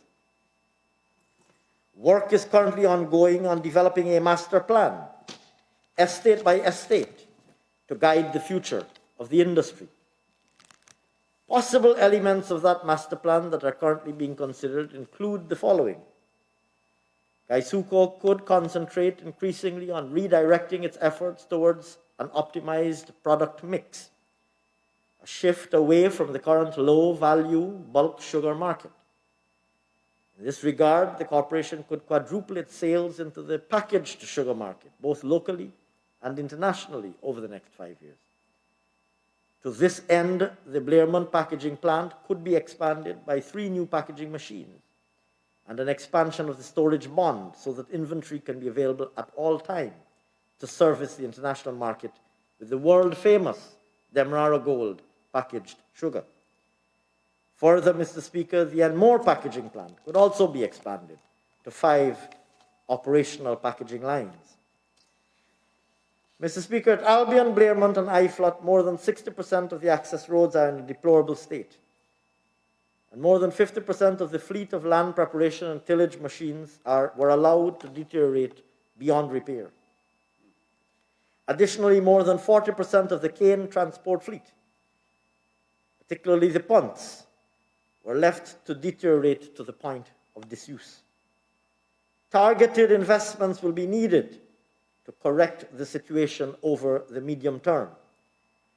Investments in cane cultivation will help to ensure that ratoons that are currently over 10 years old will be replaced over a 5-year period at the rate of 20% per annum, helping to revert to the standard procedure of replanting every 5 years. Mr. Speaker, on the matter of the 3 estates that were closed by the APNU AFC government, we are currently assessing the damages and the cost to rehabilitate these estates, to make them profitable cost centers, including but not limited to introducing public-private partnerships, agro-industrial and agro-energy opportunities, and pursuing product diversification and retraining where necessary. Mr. Speaker, given the importance of sugar in the domestic economy, the manner in which this sector affects overall socioeconomic conditions in rural Berbice and rural Demerara, we shall continue to work with all stakeholders, including the private sector, in ensuring that the viability of this industry is preserved. To this end, Budget 2021 provides an allocation of $2 billion for critical capital works at Gaisuco.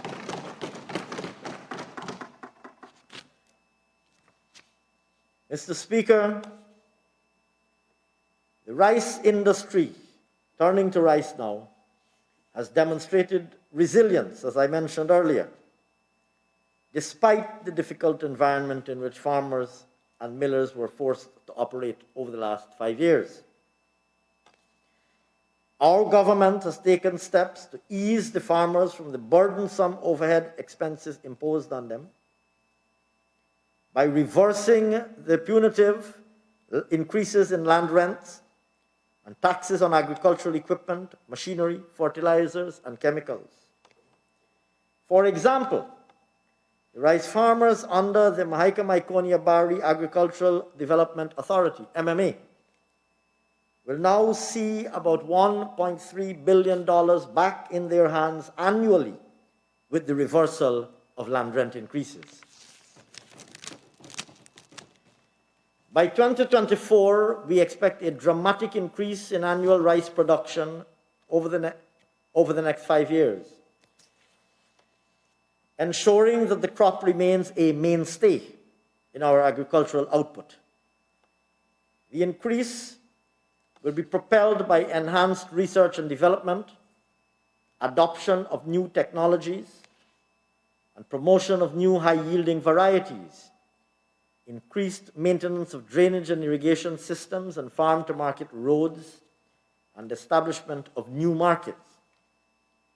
Mr. Speaker, in October 2020, a new high-yielding variety of paddy was released, which should produce 7 to 8 tons of paddy per hectare, 1 to 2 tons more than our current yield.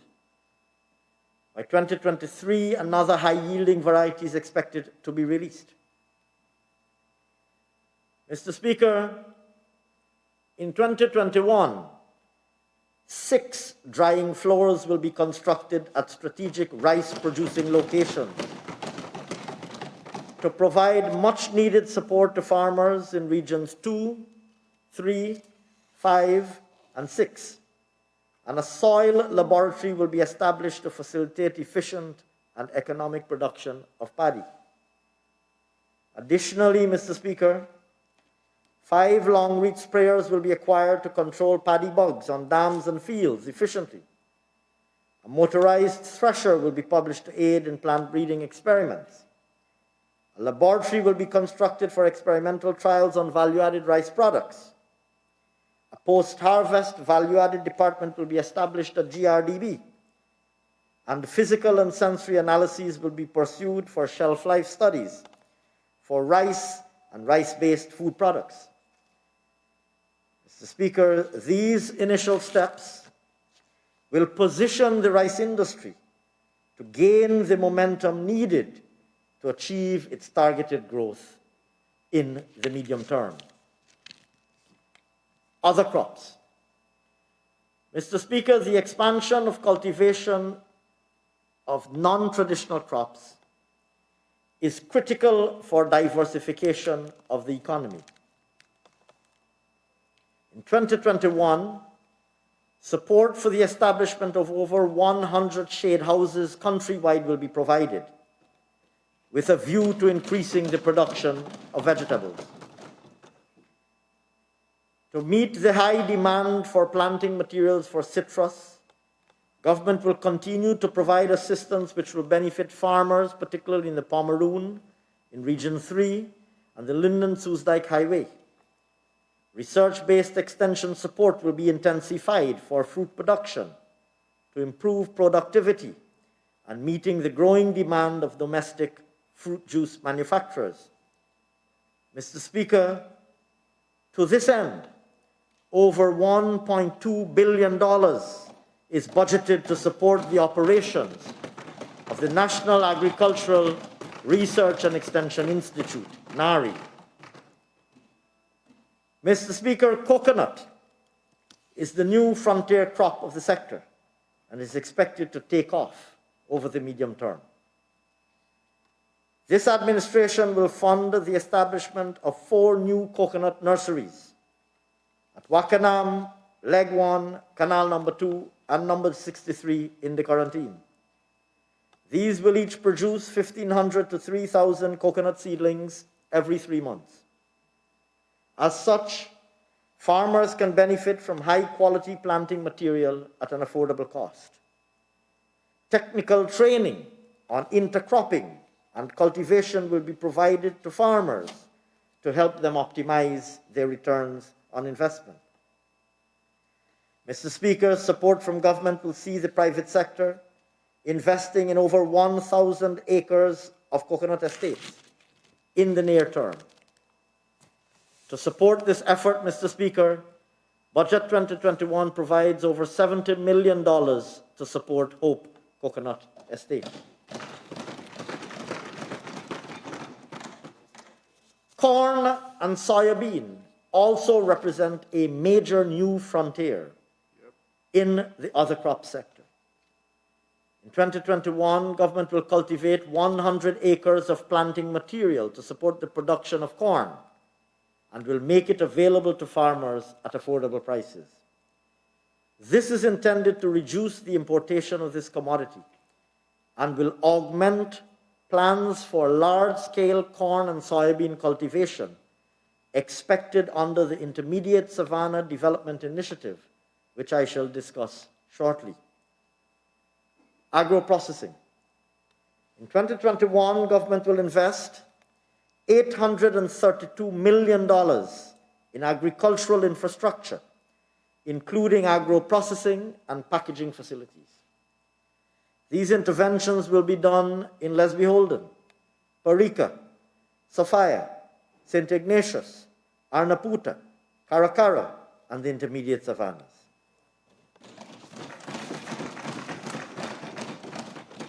Farmers will now have access to affordable state-of-the-art processing and packaging at reduced operational costs.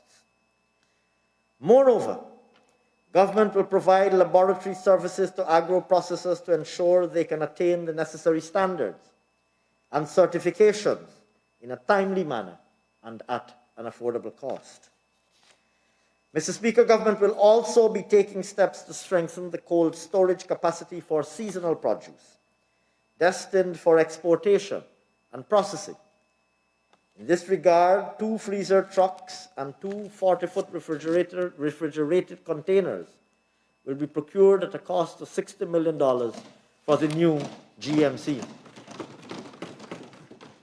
Furthermore, in 2021, agro-processors can expect to benefit from the new GMC's one-stop agri-business incubator, through which equipment and human resources will be made available to provide technical and marketing support to agro-processors. Mr. Speaker, to support these initiatives, this budget provides an additional $293 million to the new GMC. Livestock.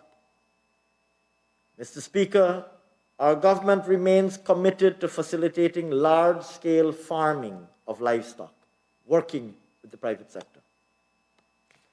Through these partnerships, we will realize improvements in the quantity and quality of meat and meat products produced for both domestic and international markets.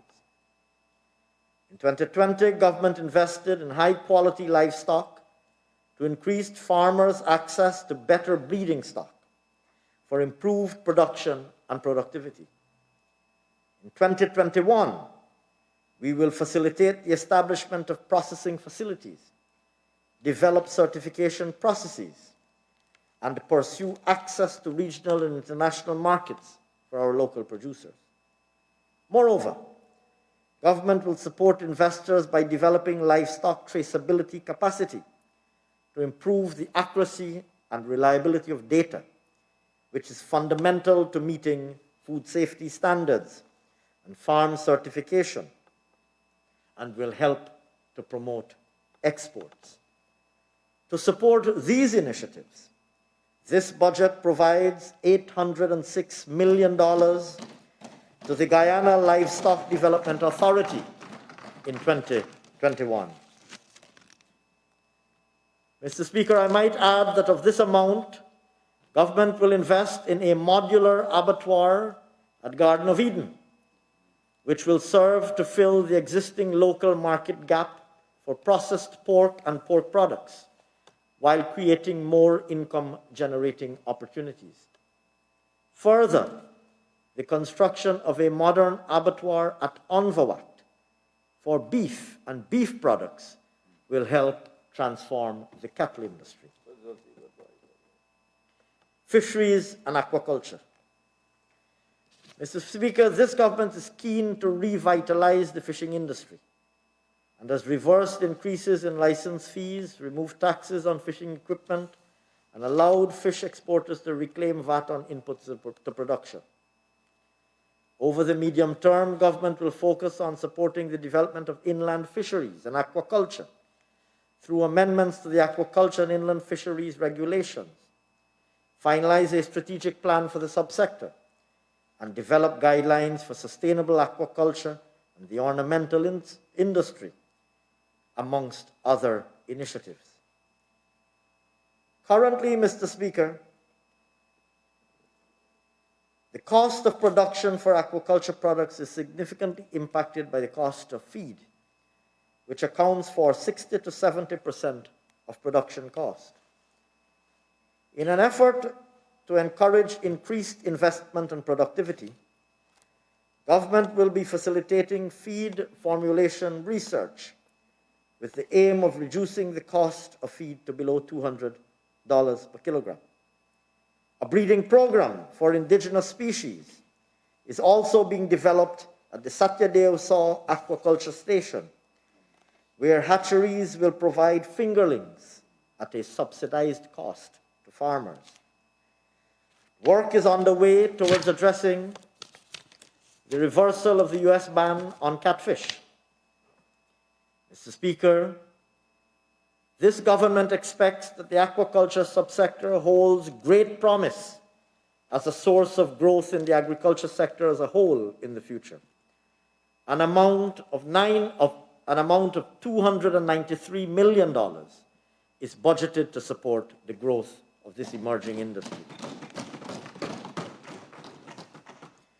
The Intermediate Savannah Development Initiative. Mr. Speaker, the Intermediate Savannah is considered a vast, untapped opportunity for agricultural development in Guyana. It has the potential to produce both crops and livestock in an integrated production system that encompasses annual and perennial crops and small and large ruminant production. The commodities targeted for the Intermediate Savannah are corn, soybean, aquaculture, of which I spoke earlier, cattle rearing, and orchard crops like citrus and fruits, all of which have great potential for processing. Government will provide an enabling environment by opening up land, providing infrastructure, and incentive support to transform the area and improve the livelihoods of persons residing in the adjoining communities. In Budget 2021, $500 million will be invested in supportive infrastructure to catalyze private investment in the production of corn and soybean in the Intermediate Savannah. It is envisaged that mega farms will cultivate tens of thousands of hectares, benefiting from the economies of scale in modern grain production, thereby leading to higher production and productivity. Meanwhile, small farmers will also be reoriented to modernize their agricultural practices. Drainage and irrigation. Mr. Speaker, the drainage and irrigation network is one of the primary support structures for the agricultural sector. Our agenda is to promote production, diversification, and flood risk management, and is reinforced by our substantial investments in this sector. In 2021, this government is reaffirming its commitment to supporting the drainage and irrigation systems by investing $12 billion in critical interventions across the country. These include construction and rehabilitation of pump stations at Adventure, Blackbush Polder, Cottage, and Montrose, supporting over 54,000 acres of coastal farmlands. Procurement of 2 excavators and a pontoon to desilt channels in the Pomeroon River, facilitating improved access to farms, and development of water harvesting mechanisms to support farms in the south-central Rupununi, alleviating the significant losses incurred there during the dry season. Mr. Speaker, these interventions will result in a reduction of vulnerability and flood risks by promoting climate resilience.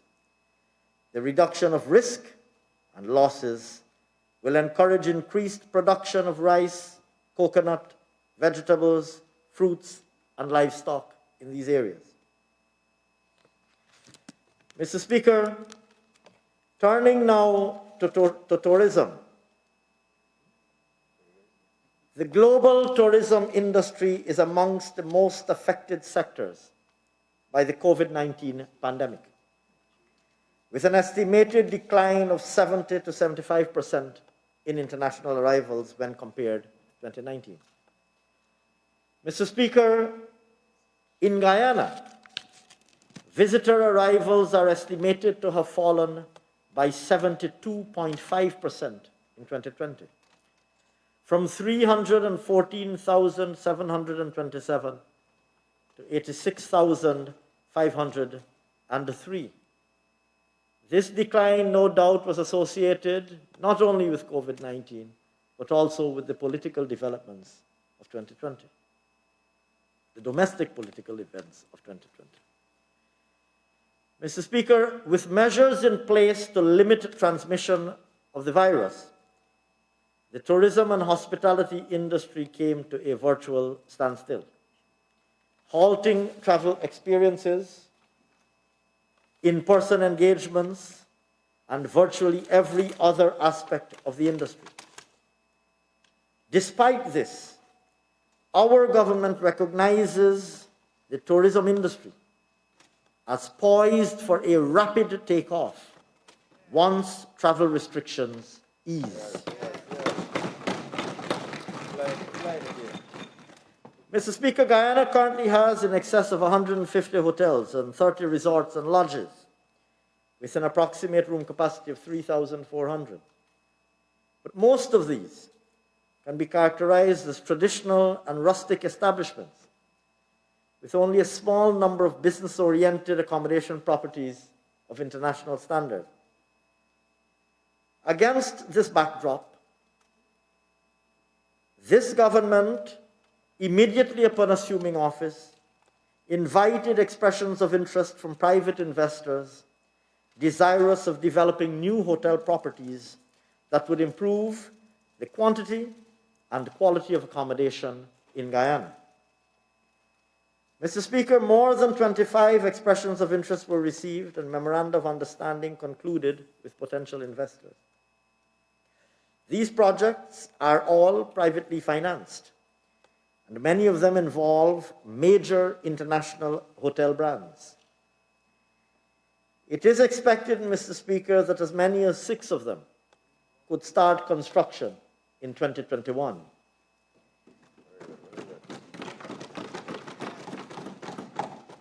These initial incoming investments will add an additional 1,000 hotel rooms in the near term, and the others potentially could add a total of 2,000 to 3,000 hotel rooms in the medium term, catalyzing the development of the accommodation subsector and dramatically improving overall industry standards.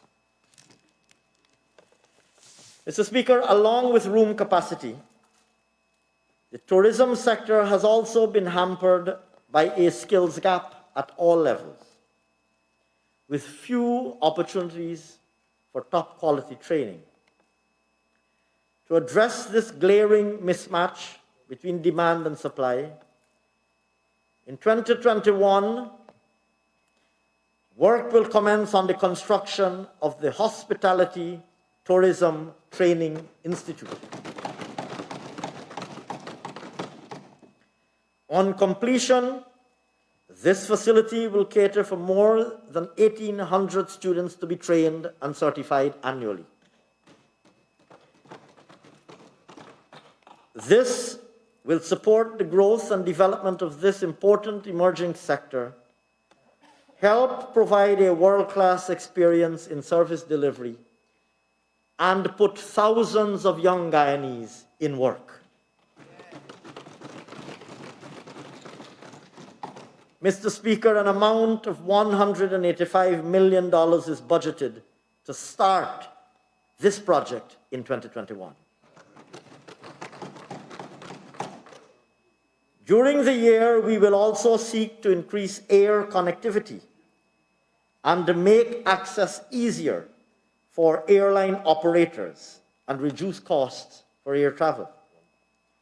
Mr. Speaker, with JetBlue having made its inaugural flight back in December 2020, government will pursue partnerships with other airlines and aim to encourage airlines to establish new routes to Guyana once travel conditions begin to return to a state of normalcy.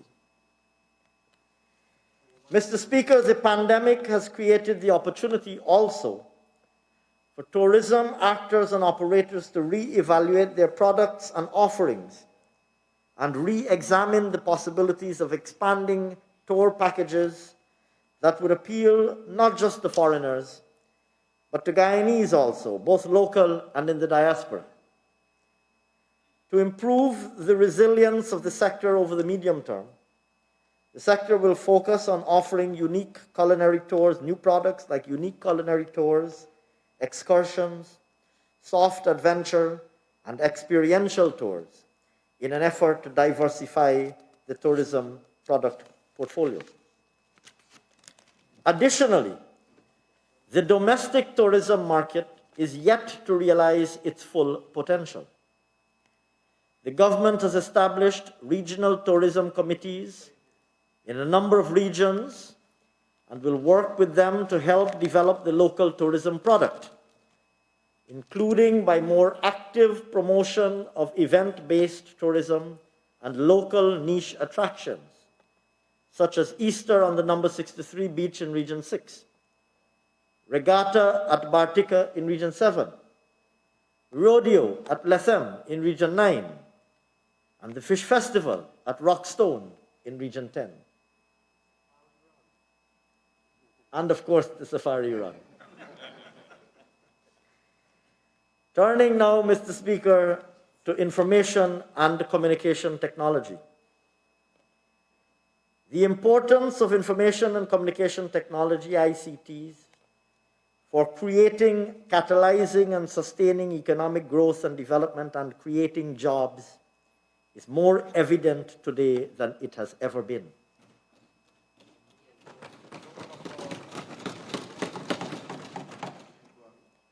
One of the first steps taken by this People's Progressive Party civic government as soon as we assumed office was the liberalization of the telecommunications sector.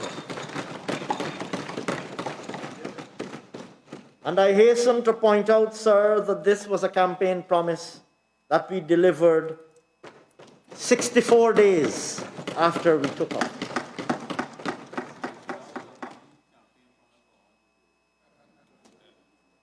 This strategic move will stimulate greater competition and investments, which will expand the sector and the range of ICT services available to the population, as well as reduce costs of various services to consumers and allow for more fiber optic cables to be landed in Guyana.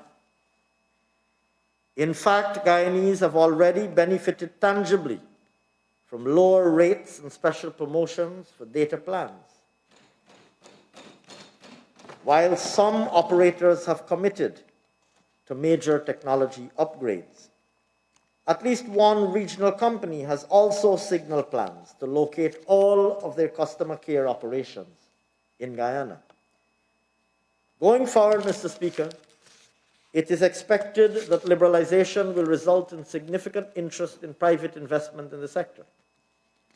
This year, government will establish the Universality Fund, a feature of the new telecommunications regulatory regime, through which access to modern telecommunications services can be funded for our poor and vulnerable communities, including those in our hinterland regions. The Telecommunications Act and regulations provide for contributions to this fund from operators, and we expect a minimum of $360 million to be made available to the fund this year. A plan is being prepared that will specify feasible projects to be implemented by the private sector, which will boost connectivity for businesses in unserved and underserved communities.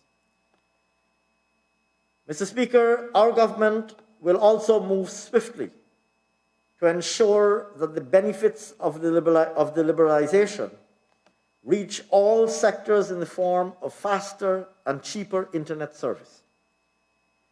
This will serve as a catalyst for ICT-related business development and make business more efficient and resilient and drive job creation.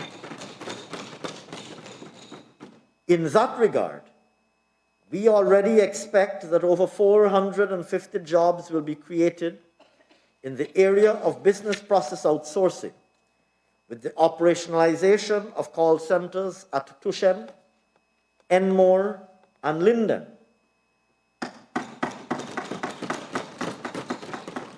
partly facilitated by decreased cost of internet service. Our government will also be engaging with the business process outsourcing sector with a view to facilitating scaled-up presence in Guyana and more rapid job creation in that sector. Budget 2021 includes an amount of $67 million to rehabilitate the facility in Linden, which is expected to host a call center there. Mr. Speaker, if I may turn now to the subject of industrial development and manufacturing. For so long, we have been forced to import, or we have imported fossil fuels to generate energy. We have heard our manufacturers and potential investors belabor the cost of energy as a constraint, or indeed the key constraint, to investing or expanding. Mr. Speaker, in 2023, with the planned gas-to-shore pipeline at a proposed location along the west bank of Demerara, Guyana will finally be able to expand manufacturing opportunities with a low-cost source of energy, access to labor from surrounding housing developments, and a ready road network. This, Mr. Speaker, will be the Wales Development Authority. Mr. Speaker, the Wales Development Authority will not only distinguish itself as the industrial center of the Caribbean, it will serve the very immediate relevant domestic purpose of mass employment generation. When in operation, the authority stands to employ well over 3,000 persons on a full-time basis in fields ranging from manual, technical, professional, and administrative jobs, amongst others, across the various enterprises to be located within the precinct of the authority. This, of course, is not taking into consideration the myriad range of indirect employment that will be generated, which very easily will account for a figure well beyond that established for direct employment. Mr. Speaker, the government will commence work on the Wales Development Authority by drafting and passing the requisite legislation to create the authority during 2021. As we speak, consulting services are being procured to conduct the geotechnical, geophysical, environmental impact, and light detection and ranging studies to determine the location where the gas line would land, as well as the sites for the drying facilities, cogeneration plant, and essential petrochemical industries. The construction of the cogeneration plant and laying of the pipeline will begin next year and finish during 2023. When the power plant comes on stream, the electricity cost will be a fraction of the current rate paid by consumers.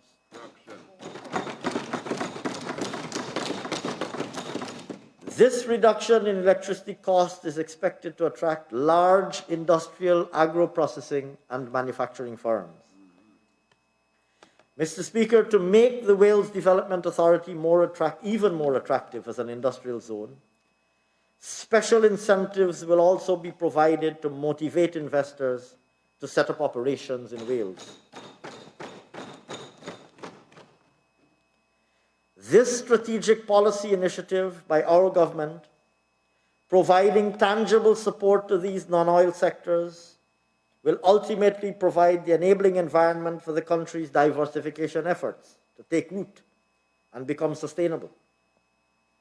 In this regard, a sustainable and competitive agriculture and manufacturing sector that will be supported through the Wales Development Authority will provide the groundwork for overall sustainable and robust economic performance.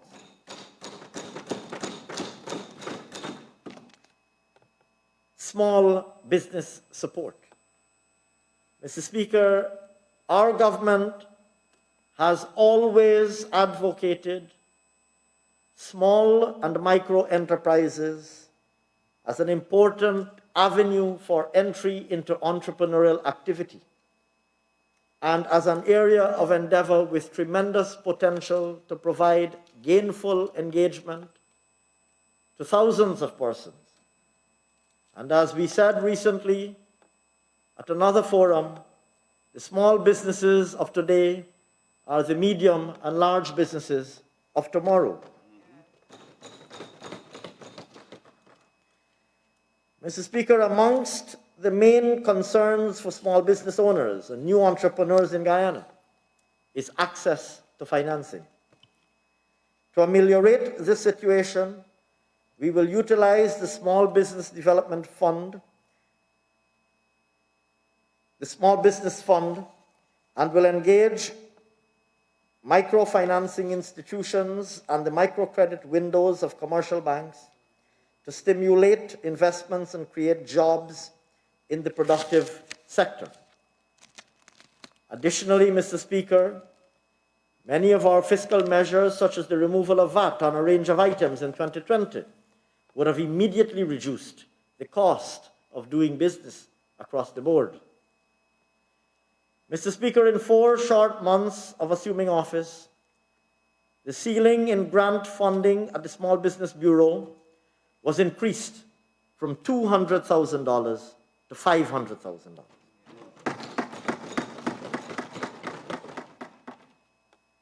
This served to attract greater registration with the Bureau. In 2021, government intends to harness the business acumen of small businesses, incubate more business ideas and innovations of these businesses, extend training and capacity services to create and sustain entrepreneurial opportunities for the small business sector. And for this purpose, Mr. Speaker, a sum of $250 million is budgeted to replenish the fund. Good money. Additionally, Mr. Speaker, government will commit, or has committed rather, to the establishment of a National Entrepreneurship and Innovation Council, which will radically reform the culture of entrepreneurship in Guyana and create an impetus for new entrepreneurs while supporting existing ones. Mr. Speaker, the National Quality Infrastructure, a reference laboratory, and the electronic single window facility are initiatives which aim towards the digitalization of the licensing process and are flagship projects which will improve the quality of products and services on a national scale, particularly in the case of the national quality infrastructure, and the ease of doing business and trade facilitation in the case of the electronic single window. Budget 2021 has provided a sum of $135 million for the procurement of an electronic single window system, which is expected to be finalized, and a further $200 million to the National Quality Infrastructure Project.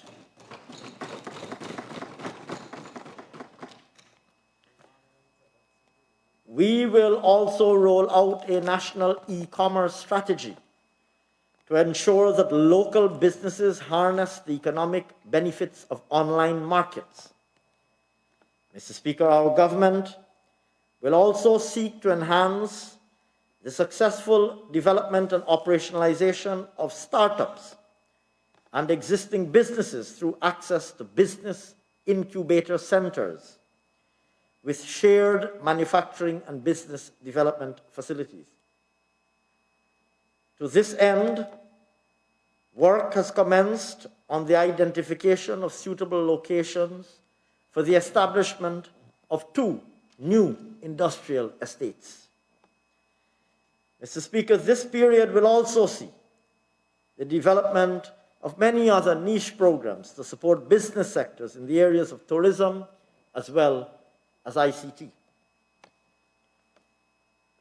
I turn now, Mr. Speaker, to transformational infrastructure. First, energy. As I mentioned earlier, Mr. Speaker, we have long recognized that the single biggest impediment to accelerated economic and social development is the absence of adequate, affordable, and reliable energy. Key challenges include dependence on an aged fossil fuel-based generation capability, inadequate generating capacity resulting in supply shortfalls, a very porous transmission and distribution network resulting in high technical losses, as well as high commercial losses. Against this background, Mr. Speaker, as I mentioned earlier, this government, when we were previously in office, we had advanced plans to construct the Amila Falls hydropower project.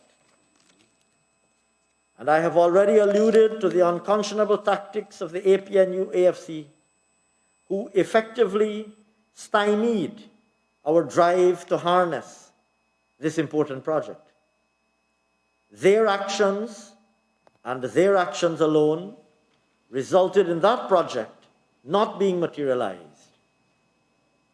Mr. Speaker, I am pleased to announce that government intends to reactivate efforts to ensure that our national grid is augmented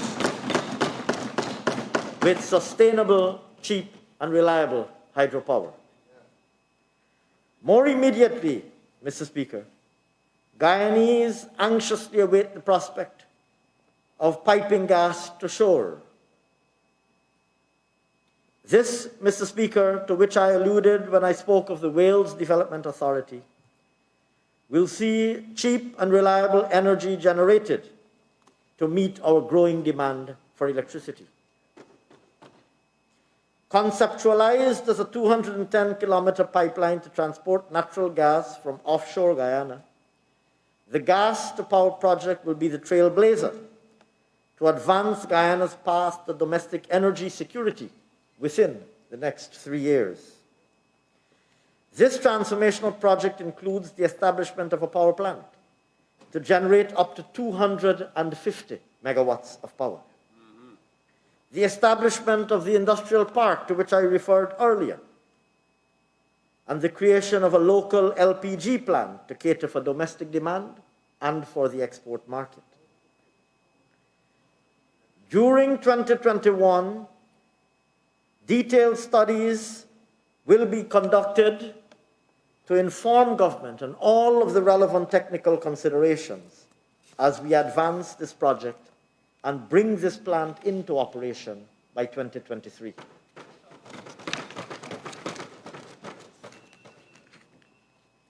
Mr. Speaker, given the high levels of growth forecasted beyond the gas-to-shore project, our vision is to develop and exploit a comprehensive and diversified energy mix that harnesses our vast hydropower, solar, wind, and biomass potential, conscious always of sustaining and preserving our pristine environment. Mr. Speaker, a sum of $700 million has been budgeted for the installation of 10 mini-grids and 4 off-grid systems in 2021. This will provide a total of 1.472 kilowatts of installed solar capacity, thereby generating 5,305 kilowatt hours of electricity. The areas which will benefit from this initiative include Sebay, Ewokrama, Waramadong, Parima, Kurkubaru, Anay, St. Monica, Karaburi, Kapwe, Wayaka, and Lou Creek.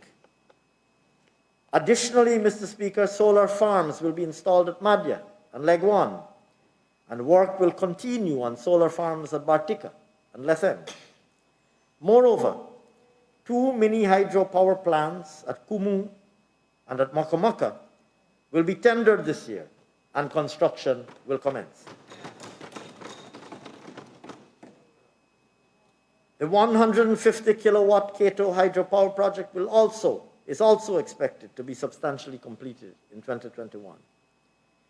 Mr. Speaker, sums totaling $850 million have been budgeted to cover those initiatives. Meanwhile, Mr. Speaker, on grid, we will continue to invest in GPL and encourage policy initiatives to meet and eventually surpass the ever-expanding demand placed on our grid. In line with this, GPL is executing fundamental infrastructural investments, particularly to promote loss reduction and improve the performance of its power distribution networks.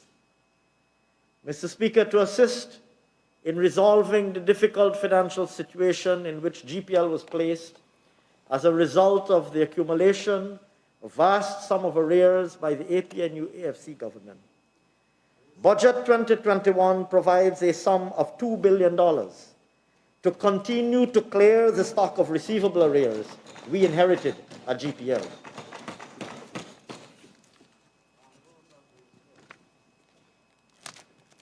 Transport infrastructure. Mr. Speaker, our government has mandated the articulation of a national infrastructure investment pipeline, which outlines current and future public sector investments that will create, upgrade, and rehabilitate the country's infrastructure landscape from coastland to hinterland. In this regard, our infrastructure gaps will be met with major transformative investment initiatives in every region. Roads and bridges. Mr. Speaker, in 2021, government has allocated $25.6 billion for roads and bridges.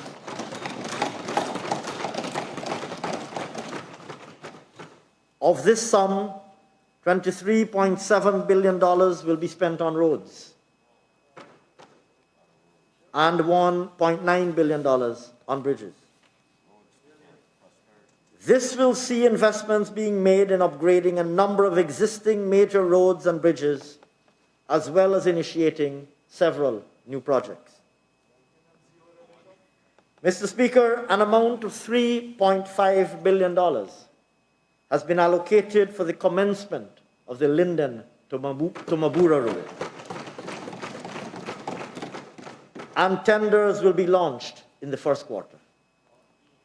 A further sum of $150 million has been budgeted for sectional rehabilitation of the Linden to Soesdijk Highway.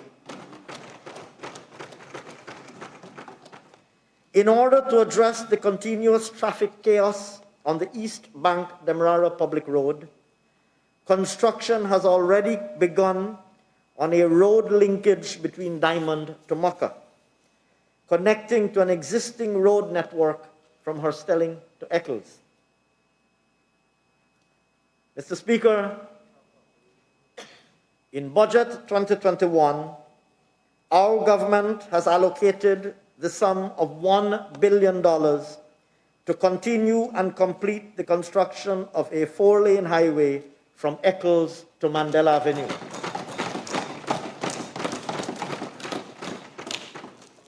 This will significantly reduce travel time for tens of thousands of commuters who traverse this corridor every day.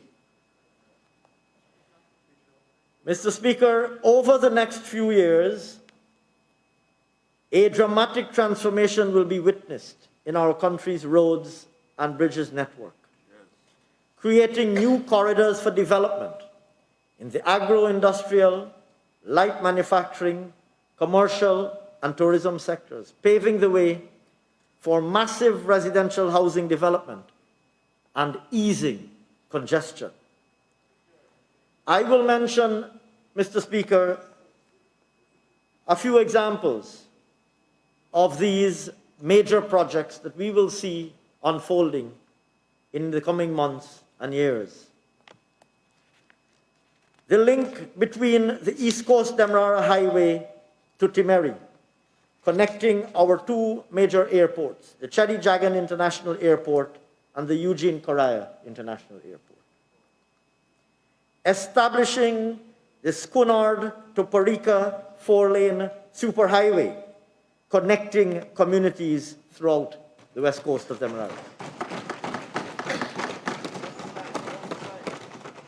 Developing the Parika to Goshen route, establishing a linkage for the trade and commercial centers of Parika with the central gateway town of Bartika.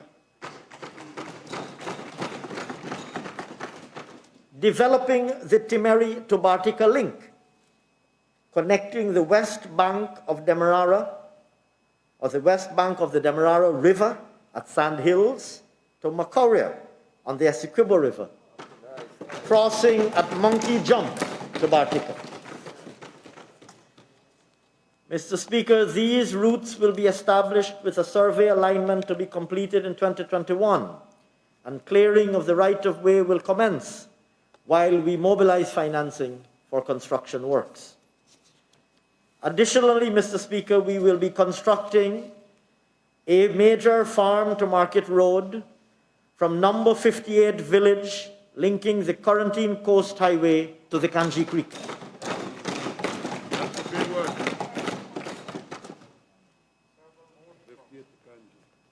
This will open vast acreage of arable agricultural land to benefit farmers across the region.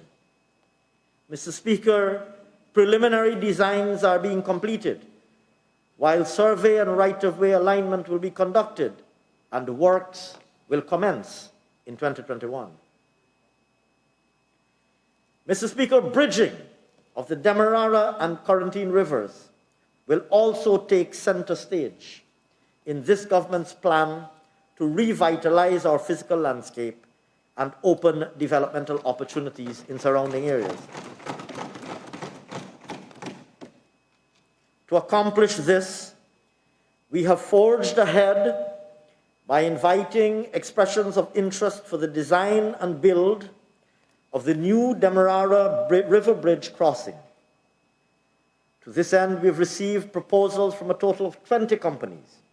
Indeed, I had the privilege of joining my distinguished colleague, Minister Edghill, at the opening of those proposals. Mr. Speaker, 9 firms have been shortlisted, and the process now moves to the second round, where more detailed designs, costing, and financial terms will be assessed. The new design of the high-span bridge will allow for free flow of maritime traffic, as it will not require opening or retraction, and it will be built with a lifespan of at least 50 years. On the Quarantine River Bridge, the governments of Guyana and Suriname have invited expressions of interest for the construction of that bridge. In preparation for this massive transformative project, we will commence preparatory works to upgrade the road from Molson Creek to El Dorado,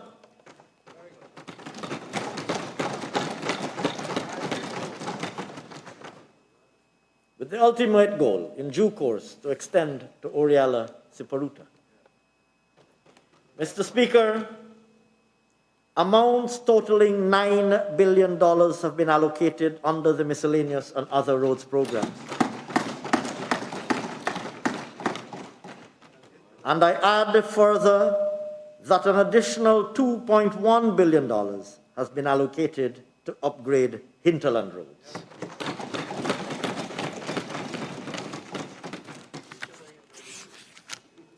Mr. Speaker, air transport. On assuming office, immediately confronting us was a modified and poorly redesigned Chedijagan International Airport. This forced us to take drastic measures to remedy the situation, to ensure that the project fulfills its commitment to be a modern international airport. In this regard, agreement was recently reached with the contractor to accommodate 2 more boarding bridges for large transatlantic aircraft and to construct the superstructure and facade for the new commercial complex, which will house additional duty-free shops, restaurants, and lounges. And I hasten to add, at no additional cost to government. Mr. Speaker, looking to the future, we will place the CGIA back on track to be a regional hub.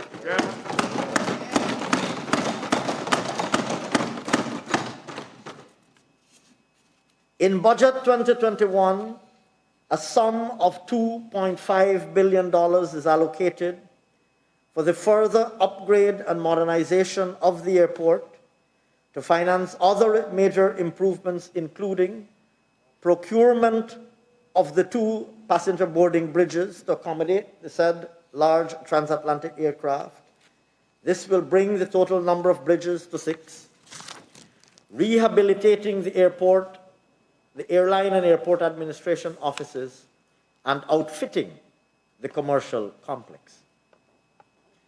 Mr. Speaker, in addition, an amount of $415 million is budgeted for the completion, upgrade, and rehabilitation of a number of hinterland airstrips.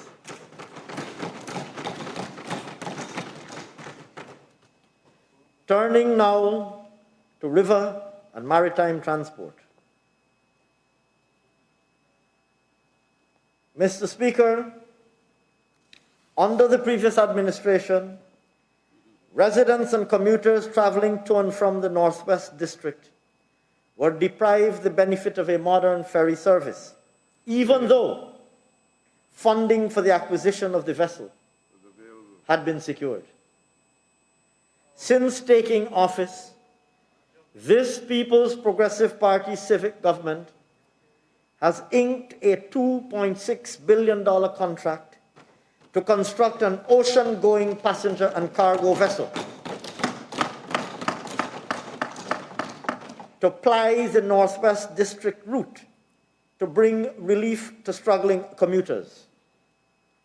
Additionally, under the same project, funds have been secured and allocated to rehabilitate the Morawana, Kumaka, and Port Kaituma stellings.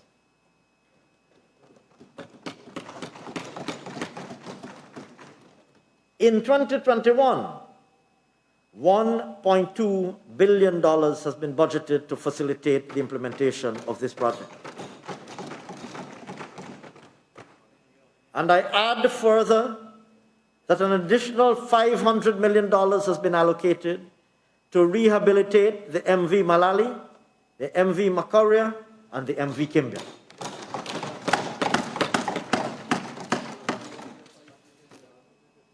Mr. Speaker, looking ahead, the dynamics of our economy requires a reconceptualization of our maritime and river transport facilities. The traditional wharf facilities are already transforming to reflect shore-based operations to support the emerging oil and gas industry, while expanded manufacturing and trade activities will increasingly require modern port facilities. A critical aspect of our country's transport infrastructure for the future is therefore the development of a deepwater harbor. This will provide an essential transit point for international cargo, even more so once the Corentyne River Bridge and the road to Brazil are complete. This government remains engaged with potential partners on the possibility of developing this critical infrastructural investment. Sea and river defense. Mr. Speaker, the consequences of climate change, including rising sea levels, on Guyana's sea and river defense infrastructure can have and has had devastating impact on Guyana's economy, given how many of our inhabitants and how much of our economic activity are on the low-lying coastal plain. Mr. Speaker, within 2 days of taking office, our ministers were deployed to Danzig to grapple with the devastation of massive breached sections of the Maikoni Sea defense. Floodwaters inundated farmlands and residential communities, resulting in loss to property, livestock, and farming activities. The APNU AFC administration was negligent, first in anticipating and then in addressing the situation adequately, causing our new incoming government to deploy emergency arrangements to seal the breach, which had remained open and threatening for over 1 month previously. Mr. Speaker, in 2021, a total of $5.1 billion has been budgeted to further strengthen our sea and river defense infrastructure. Earmarked for this year is the construction, rehabilitation, and maintenance of sea and river defense infrastructure in areas including Danzig, Prospect, Content, Fairfield, Zeeland, Cane Garden, Iflut, Anna Katrina, number 63 Beach, Manila, and Baijival. Mr. Speaker, government continues to keep close monitoring of our shoreline by reactivating the Sea Defense Rangers, applying drone technology to monitor shoreline movement and the erosion and accretion cycle, intensifying routine maintenance, and deploying stockpiles of armor rocks to strategic locations, all to ensure that quick response mechanisms are in place to avert breaches. Mr. Speaker, as we continue to make strident steps to protect our vulnerable shoreline, we have found that existing conventional hard infrastructure solutions are expensive and are not always adaptable to rising sea levels and climate change vulnerabilities. It is for this reason that we intend to promote more natural interventions in the form of groins and restored mangrove forests from replanting and natural regeneration. These, we expect, will prove to be valuable complements to our significant investments in hard structures. Mr. Speaker, in 2021, $50 million, a sum of $50 million is budgeted to construct geotextile rubble groins and to conduct topographic surveys. Mr. Speaker, I turn now to investing in our people, and in particular to the health sector. Mr. Speaker, the year 2020 was an indelibly challenging one for the world in the face of the COVID-19 pandemic. Our government assumed office and inherited a public health sector which was struggling to respond to the crisis. In addition, drug shortages and the lack of functioning equipment which plagued the public health sector forced an already poorly managed health system to be stretched even more thinly.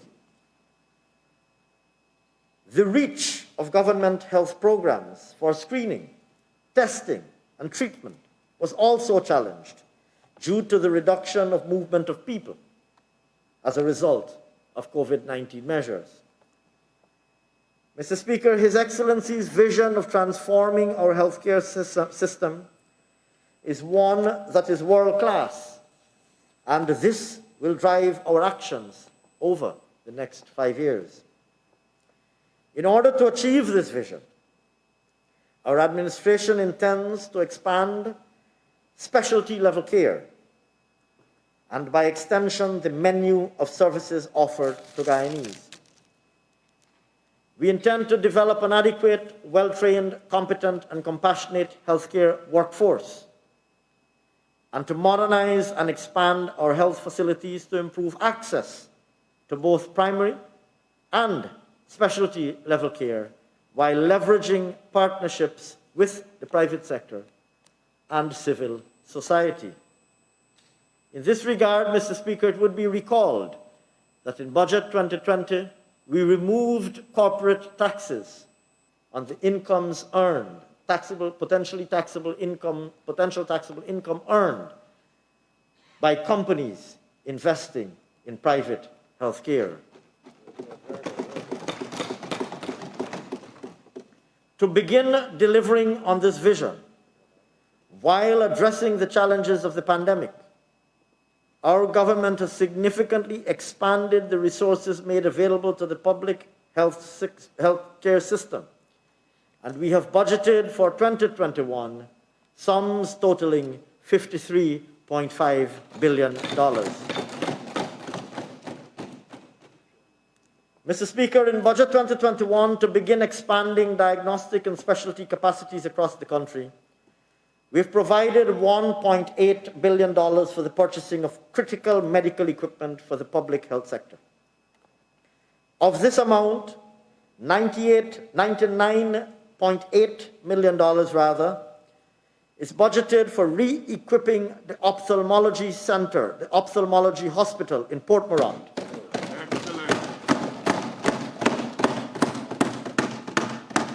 The only one of its kind in the country, one that was established when we were last in government, and one that was abandoned and left to languish over the last 5 years.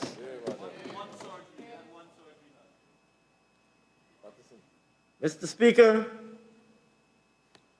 once resuscitated, we expect that the ophthalmology hospital in Port Morant will provide an indispensable service for our people, particularly the elderly.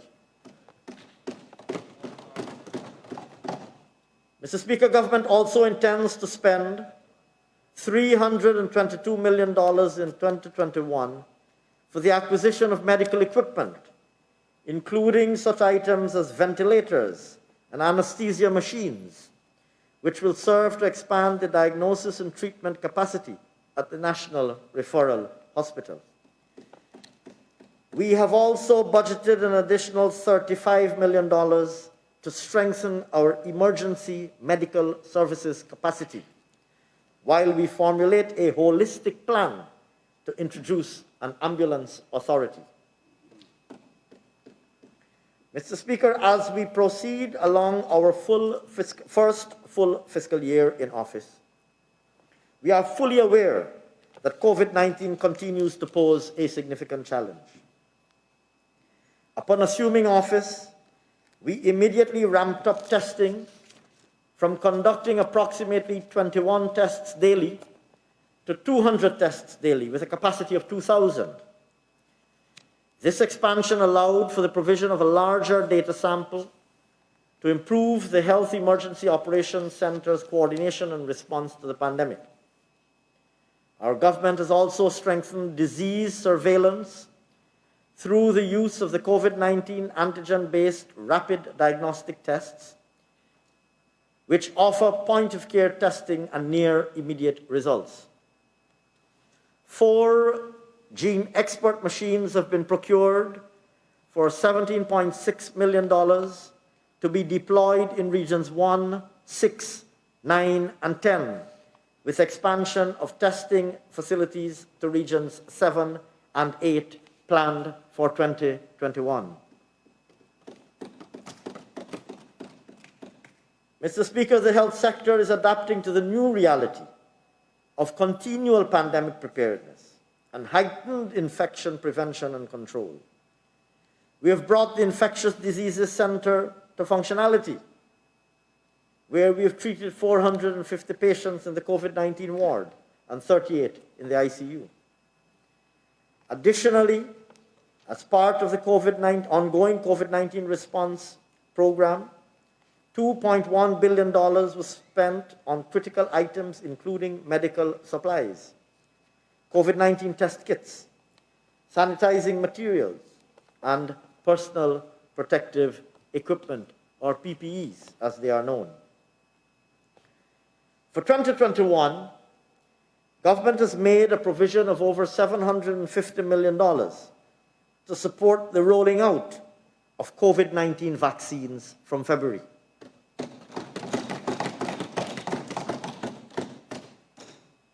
This, Mr. Speaker, will happen in a phased manner, but will cater first and foremost, as I mentioned earlier, to our frontline workers, the elderly and persons living with comorbidities. While government's ultimate aim is to promote vaccination towards achieving herd immunity before the end of 2021, mask wearing, sanitizing, and physical distancing continue to be critical to containing transmission. Mr. Speaker, the challenges of the pandemic also mean that we must reassess our treatment of non-communicable diseases. Persons suffering from chronic diseases such as diabetes, chronic respiratory diseases, and cardiovascular ailments are all at greater risk of mortality if they contract COVID-19. Our government's focus is on bringing to the forefront the prevention and curative aspects of chronic diseases, recognizing that screening for these diseases needs to be scaled up exponentially. In 2021, we have reoriented ourselves to increase our outreaches, to take healthcare and screening to communities, anticipating to reach at least 30,000 individuals as we endeavor to minimize the movement of people, which could exacerbate COVID-19 transmission. Mr. Speaker, we have also made a provision of $35 million for the establishment of a diabetic prevention and rehabilitation clinic at the Lusignan Health Center. With regards to HIV, we will intensify our partnerships with civil society organizations to encourage expanded testing and continued care, to ensure that persons living with the virus are able to remain on their antiretroviral treatment, thereby curbing transmission. For related treatment and testing, government has made a provision of $900 million. With respect to our national and international target to end the epidemic of malaria by the year 2030, we shall be undertaking a mass distribution of 135,000 long-lasting insecticidal nets, with emphasis on areas deemed most vulnerable, such as mining towns and their nearby environs. Mr. Speaker, we will also be dedicating more resources to address mental health issues, suicide prevention and care, and expand access to psychiatric and psychological services, including the resuscitation of these initiatives in our hinterland areas.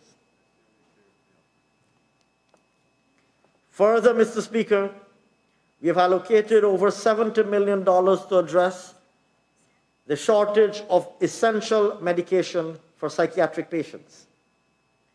Additionally, government will strive to ensure greater resilience and access to mental health services at a national level through the construction of an 18-bed mental health ward at the National Referral Hospital at a cost of $26 million.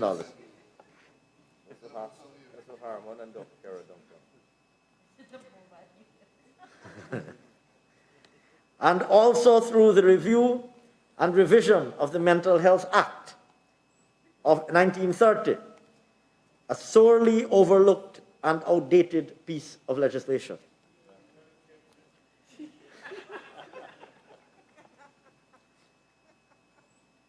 I am sure, Honourable Minister, that you will have an opportunity to refer that bill to Special Select Committee when it comes before the House and propose amendments that you might deem suitable and appropriate. And I encourage you so to do. Mr. Speaker, the current state of infrastructure requires modernization and expansion, for which this budget is allocated. This is infrastructure still in health, for which this budget has allocated $2.8 billion. Within this sum, the continued implementation of the $860 million Smart Hospital Initiative will result in operationalization of the upgraded Leonora Hospital and the commissioning of the upgraded Diamond Diagnostic Center and the Mabaruma Hospital in 2021, while works will advance at Lethem and Paramakatoy. This initiative will lead to improved flow design and infection control under more improved energy efficiency. Government will also endeavor to complete the construction of a polyclinic at Festival City and the remodeling of the Skeldon Hospital, all at a combined cost of $88.3 million. As a result of this, Mr. Speaker, these facilities will now cater for surgical interventions, or this facility rather, will now cater for surgical interventions, including an operating room, recovery room, and an ICU, amongst others. Other areas that will benefit from capital investments focused on providing surgical interventions are Ashalton and Kumaka District Hospitals, with over $100 million earmarked for these projects.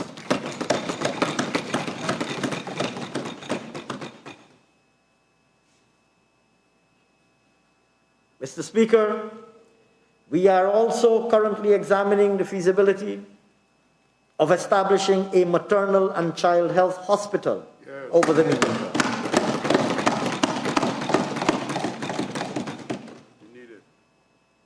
Still on maternal and child health, in a bid to strengthen our country's capacity to cope with the particular health needs of our mothers and children and reduce associated mortality rates, our government, this government, has committed in 2021 over $140 million towards the financing of maternal waiting homes and facilities at Moruca, Enmore, and Cato, as well as $100 million for the construction and retrofitting of the maternity ward and the maternity wing at the New Amsterdam Hospital. In the broader area of reproductive health, this administration intends to improve the coverage and range of family planning services, including wider contraceptive options and education and screening for gynecological, breast, and prostate cancers. We will also be rolling out sexual and reproductive health policies, which will guide health sector interventions over the medium term. Mr. Speaker, with regard to ensuring improved elderly health, we will expand the package of services to now include a community nutrition program, expanded services offered at home visits, and specific clinic days for the elderly, amongst other things.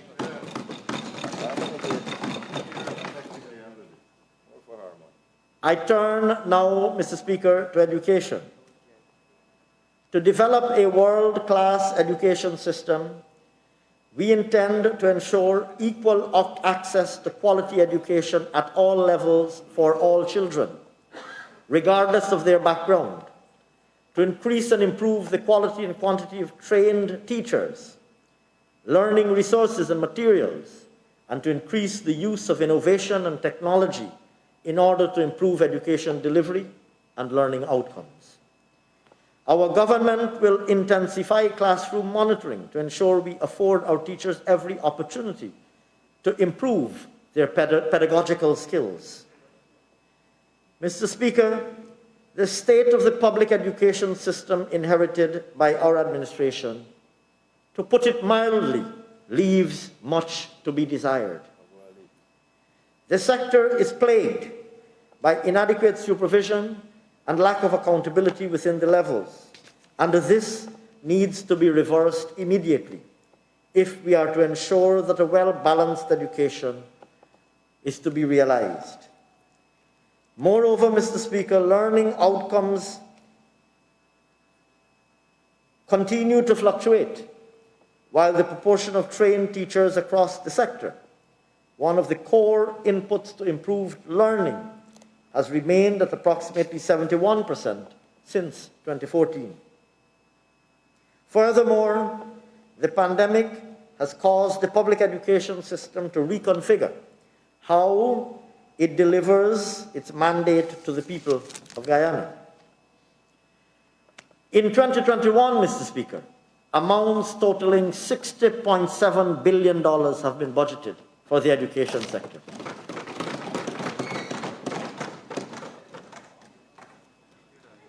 The sector has moved to implement blended modalities to ensure learning continuity for all students, including a revamped Guyana Learning Channel Trust, benefiting over 130,000 students, and the distribution of printed worksheets and other materials to over 41,000 students in the hinterland, riverine, and disadvantaged coastal areas. Additionally, Mr. Speaker, almost 4,000 teachers were trained in the integration of innovation and ICT in their teaching learning process via the Pro Futuro online platform. Mr. Speaker, the immediate focus of our administration is pandemic preparedness, including the provision of PPEs for students and teachers, and retrofitting all schools with troughs, sinks, and water systems to provide a safe learning environment across all levels.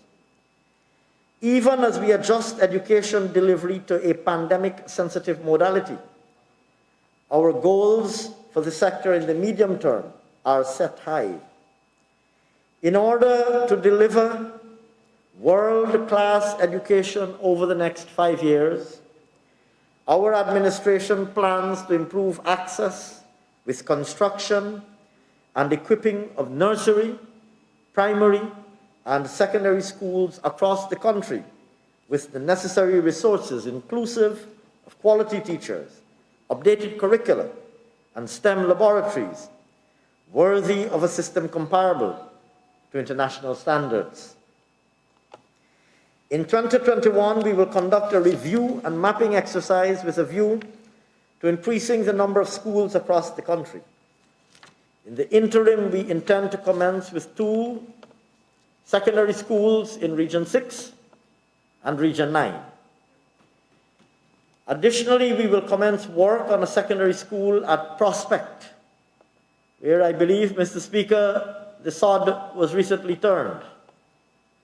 This school will help address the growing demands on the east bank of Demerara. In addition, Mr. Speaker, the Abram Zool Secondary School will be reconstructed to provide necessary facilities for learners on the Essequibo Coast. An amount of $5.2 billion has been allocated for construction, rehabilitation, and maintenance of educational facilities countrywide. Mr. Speaker, in the area of teacher training and development, we found that our teacher training college has made no significant improvement over the past 5 years. It still functions based on traditions deeply steeped in time. If we are to modernize our national education system, one of the first steps we must take is to modernize the way our teachers are trained. Thus, our administration will ensure that the CPCE transforms to a fully online compatible modality, from application forms to tutorials to courses being offered online. Mr. Speaker, as the economy evolves, the education sector must be positioned and will be positioned to respond to the demands of the labor market. In recognition of this, the sector will aggressively intensify its efforts to increase enrollment in technical, vocational education and training institutions, as we endeavor to promote non-traditional forms of learning and lifelong learning. Mr. Speaker, an amount of $884 million has been allocated to equip and retool technical and vocational training centers. The University of Guyana will also be refashioned to better respond to the needs of a modernizing Guyana, including through its technological advancement to ensure learning materials and courses are made available online. Budget 2021 provides a total of $3.3 billion to finance the operations of the 2 campuses of the University of Guyana. Mr. Speaker, a hallmark of this People's Progressive Party civic government's vision for a top-tier education system is the establishment of an online learning institute that will deliver 20,000 scholarships over the next 5 years. In 2021, we plan to begin execution of this initiative, catering for the provision of over 4,500 scholarships through a multi-agency formulation that includes the Ministry of Education, the Ministry of Public Service, and the Ministry of Labour. Mr. Speaker, government's collaboration with the Commonwealth of Learning and Coursera has already allowed us to offer more than 4,000 free online courses from various universities around the world to our people. Mr. Speaker, 64,605 citizens are benefiting from online courses offered by these 2 entities, of which to date, 8,481 participants are teachers who have since registered or participated in at least 1 course. Mr. Speaker, a sum of $1 billion is budgeted to support the online scholarships to be granted in 2021. Housing. Mr. Speaker, the evidence that home ownership is one of the fundamental pillars upon which the Guyanese dream is built is indisputable. Our party, the People's Progressive Party, has long recognized this and has pursued a policy of creating decent and affordable housing for all Guyanese. It is opportune for me to briefly remind this Honourable House that where once stood barren wastelands, marginal agricultural lands, and open underutilized pastures, now stand thriving, booming, successful housing development schemes. A fitting tribute to successive visionary PPPC governments. Mr. Speaker, the bustling communities of Eccles, Providence, Diamond, Parfait Harmony, Good Hope, and Grove are just a few examples of these schemes that are now huge, bustling, and prosperous communities. Sadly, Mr. Speaker, this drive slowed and virtually came to a halt when new and misconceived notions pervaded the unimaginative thinking of the last 5 years. The model for housing development adopted then proved to be inadequate, inappropriate, and unattainable. This PPC administration must now refocus and has now refocused government's attention to provide for the welfare of our citizens by creating new housing stock and opening access to lands for housing development. Recall, sir, that we removed, as soon as we returned to office, the value-added tax on locally produced building and construction materials such as sand and stone and concrete blocks, plywood, logs and lumber, to enable Guyanese families to be able to afford their own homes. Mr. Speaker, in the housing sector, works are progressing apace to restore the lost vibrancy and vitality that once exemplified the sector. Before we demitted office in 2015, a total of 22,964 house lots had been allocated during our last 5 years in office. In contrast, Mr. Speaker, only 7,534 house lots were distributed during the APNU's 5 years in office. The slowdown in distribution of house lots under the APNU-AFC administration was due to a lack of a clear vision or policy for the housing sector and capability. Mr. Speaker, this People's Progressive Party civic government's commitment, as reflected in our manifesto on the basis of which we were elected to office, is to make available and distribute 50,000 house lots across the country.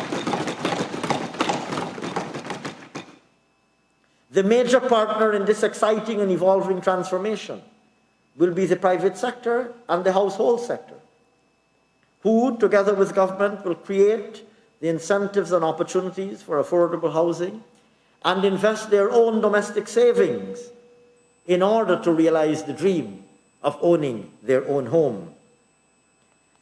Mr. Speaker, given our promise to the people of Guyana, we plan to allocate 10,000 house lots as well as distribute 7,000 land titles across the country in 2021.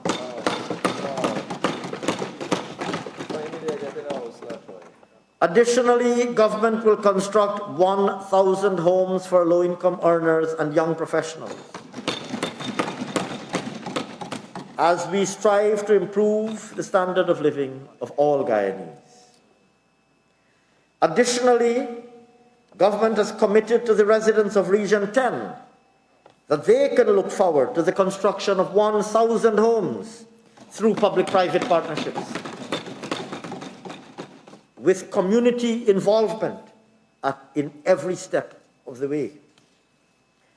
The diaspora will also be engaged in financing housing initiatives and also benefit as migrant homeowners. In addition, Mr. Speaker, a single window approval system for construction permits will soon be reality, considerably reducing the processing time from land allocation to construction. Mr. Speaker, in 2021, we have budgeted $6 billion to further advance infrastructure and utility works in new and existing housing areas.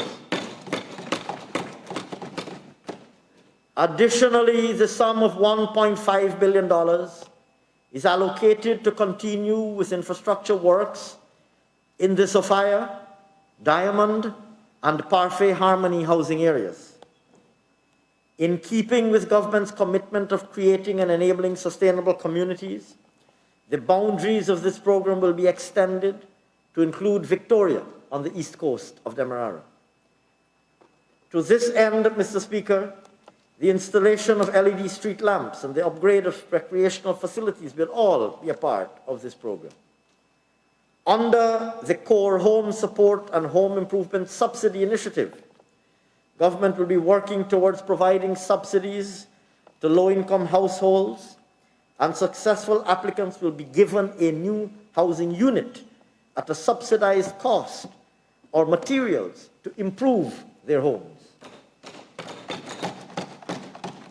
Mr. Speaker, our government continues to engage stakeholders to address issues of squatting and informal settlements by working to ensure that land is distributed in an equitable manner. We are facilitating the allocation of house lots to occupants of regularized squatter settlements and working with others to address the matter. Water and sanitation. Mr. Speaker, this administration aims to improve the water sector by increasing treated water coverage and access to potable water, reducing non-revenue water, and modernizing sanitation facilities across the country. Unfortunately, as we take stock of the existing situation in the sector, critical challenges and missteps were identified which persisted over the last 5 years. These included high iron content, low treated water coverage, high levels of non-revenue water, and a very low proportion of the hinterland population having access to potable water.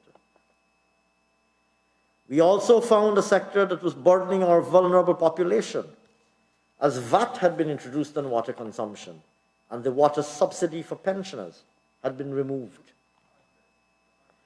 Within 2 months after we took office, we ensured the reversal of these two draconian measures, benefiting all Guyanese, but more particularly our senior citizens. Mr. Speaker, this government will correct the deficiencies of the past 5 years. We will ensure that all Guyanese are provided with improved service. In this regard, the GWI has prepared a new 5-year strategic plan for the period 2021 to 2025. This plan is aligned with national priorities and advances the government's mission to provide clean, reliable, and affordable water. Emphasis will be placed on increasing access to treated water coverage to 90%, reduction of non-revenue water, the modernization of the sanitation infrastructure network, integrated water resource management, and wastewater treatment.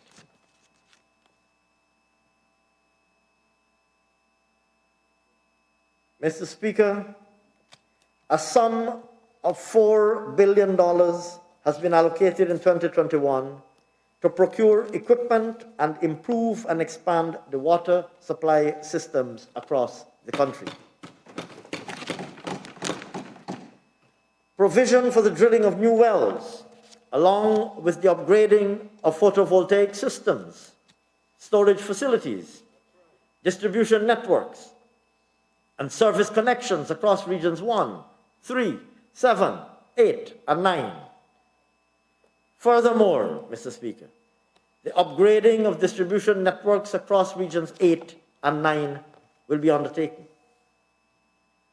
To address the issue of non-revenue water, government has made a provision of $275 million in 2021 for the procurement and installation of 20,000 water meters for residential and business areas across the country.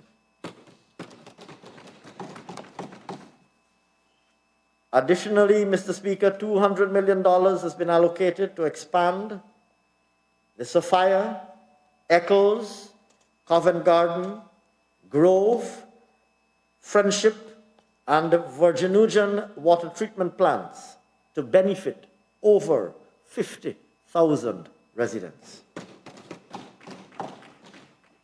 Furthermore, Mr. Speaker, government will upgrade the transmission mains between Church to Cumming Streets and Cemetery Road to Mandela Avenue, benefiting over 35,000 residents. We have also allocated $100 million to procure electromechanical equipment for the rehabilitation of water production facilities. Mr. Speaker, on solid waste management, this government is committed to promoting integrated sanitation management through enhanced awareness on sanitation practices and solid waste management across the regions, to safeguard human health and the environment.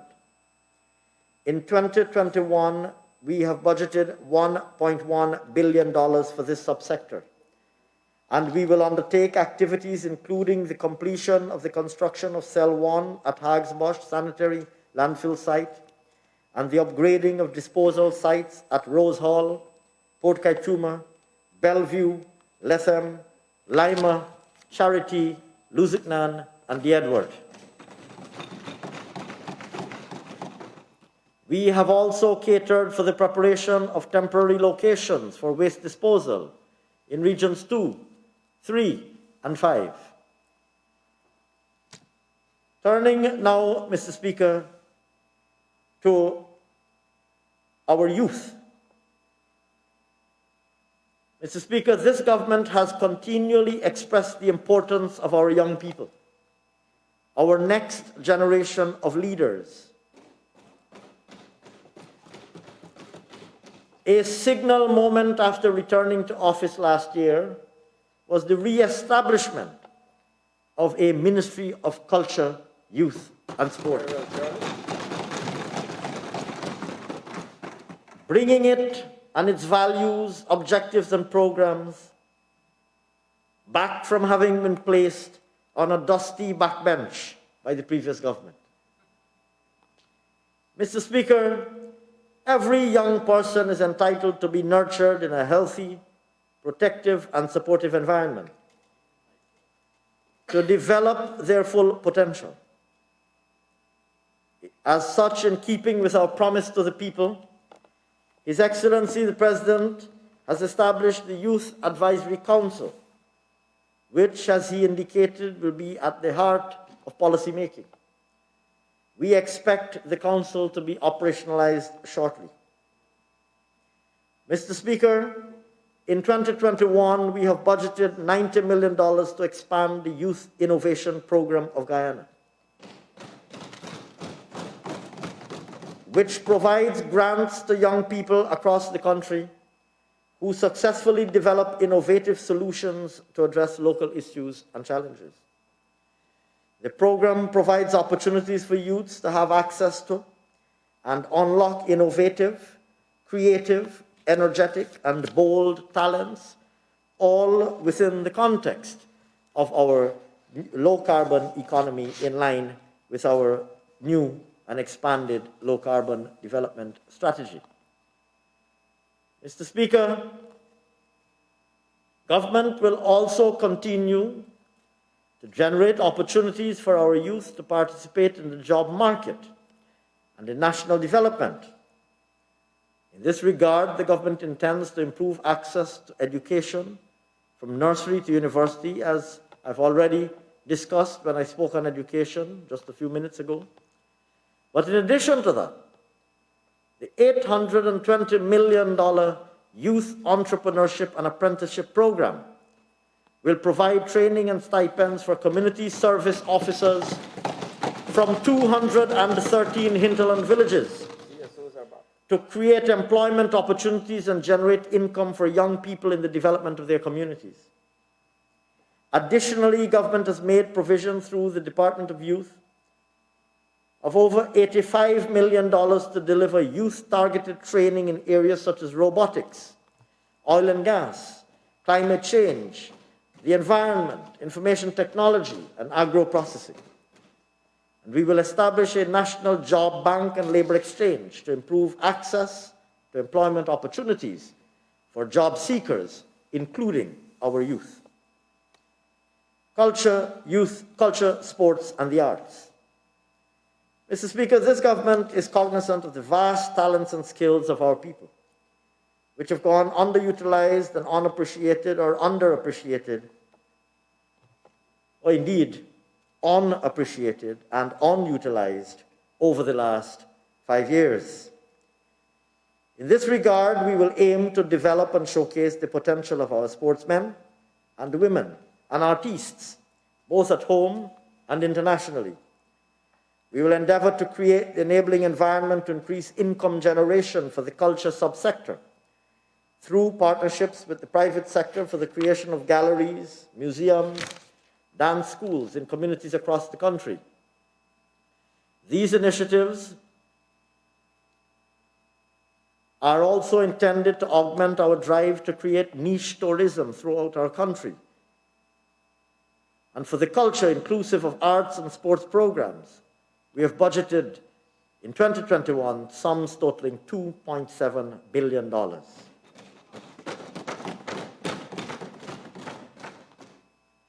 During last year, shortly after we assumed office, we hosted a One Guyana concert that showcased the culture of Guyana over a virtual platform, and which attracted over 500,000 online viewers. In 2021, we will develop a national cultural and creative industries policy to guide the development of the sector and reinstitute the advisory boards for the National Gallery of Art and the National Archives. The National Trust will also undertake to update their legislation in alignment with modern trends in heritage preservation and to support their expanded mandate. Mr. Speaker, in Budget 2021, we have allocated $30 million for grants to the cultural and creative industries, for which emphasis will be placed on original cultural and creative projects with a credible and well thought out plan for commercialization and sustainability. Additionally, over $120 million, a sum of over $120 million is budgeted for capital works in support of the advancement and preservation of culture and art, specifically to improve seating in the lower auditorium and sound and lighting systems at the National Cultural Center, to improve visitor experience at the Castellani House, to rehabilitate the dance studio of the National School of Dance, and to improve facilities elsewhere. A further $36 million is budgeted to upgrade heritage sites at Fort Nassau, the Dutch Heritage Museum, and the Indian Arrival Monument at Palmyra to improve facilities for the promotion of our rich and diverse history. Mr. Speaker, our government has budgeted $1.5 billion in 2021 to facilitate the development of sport across our country.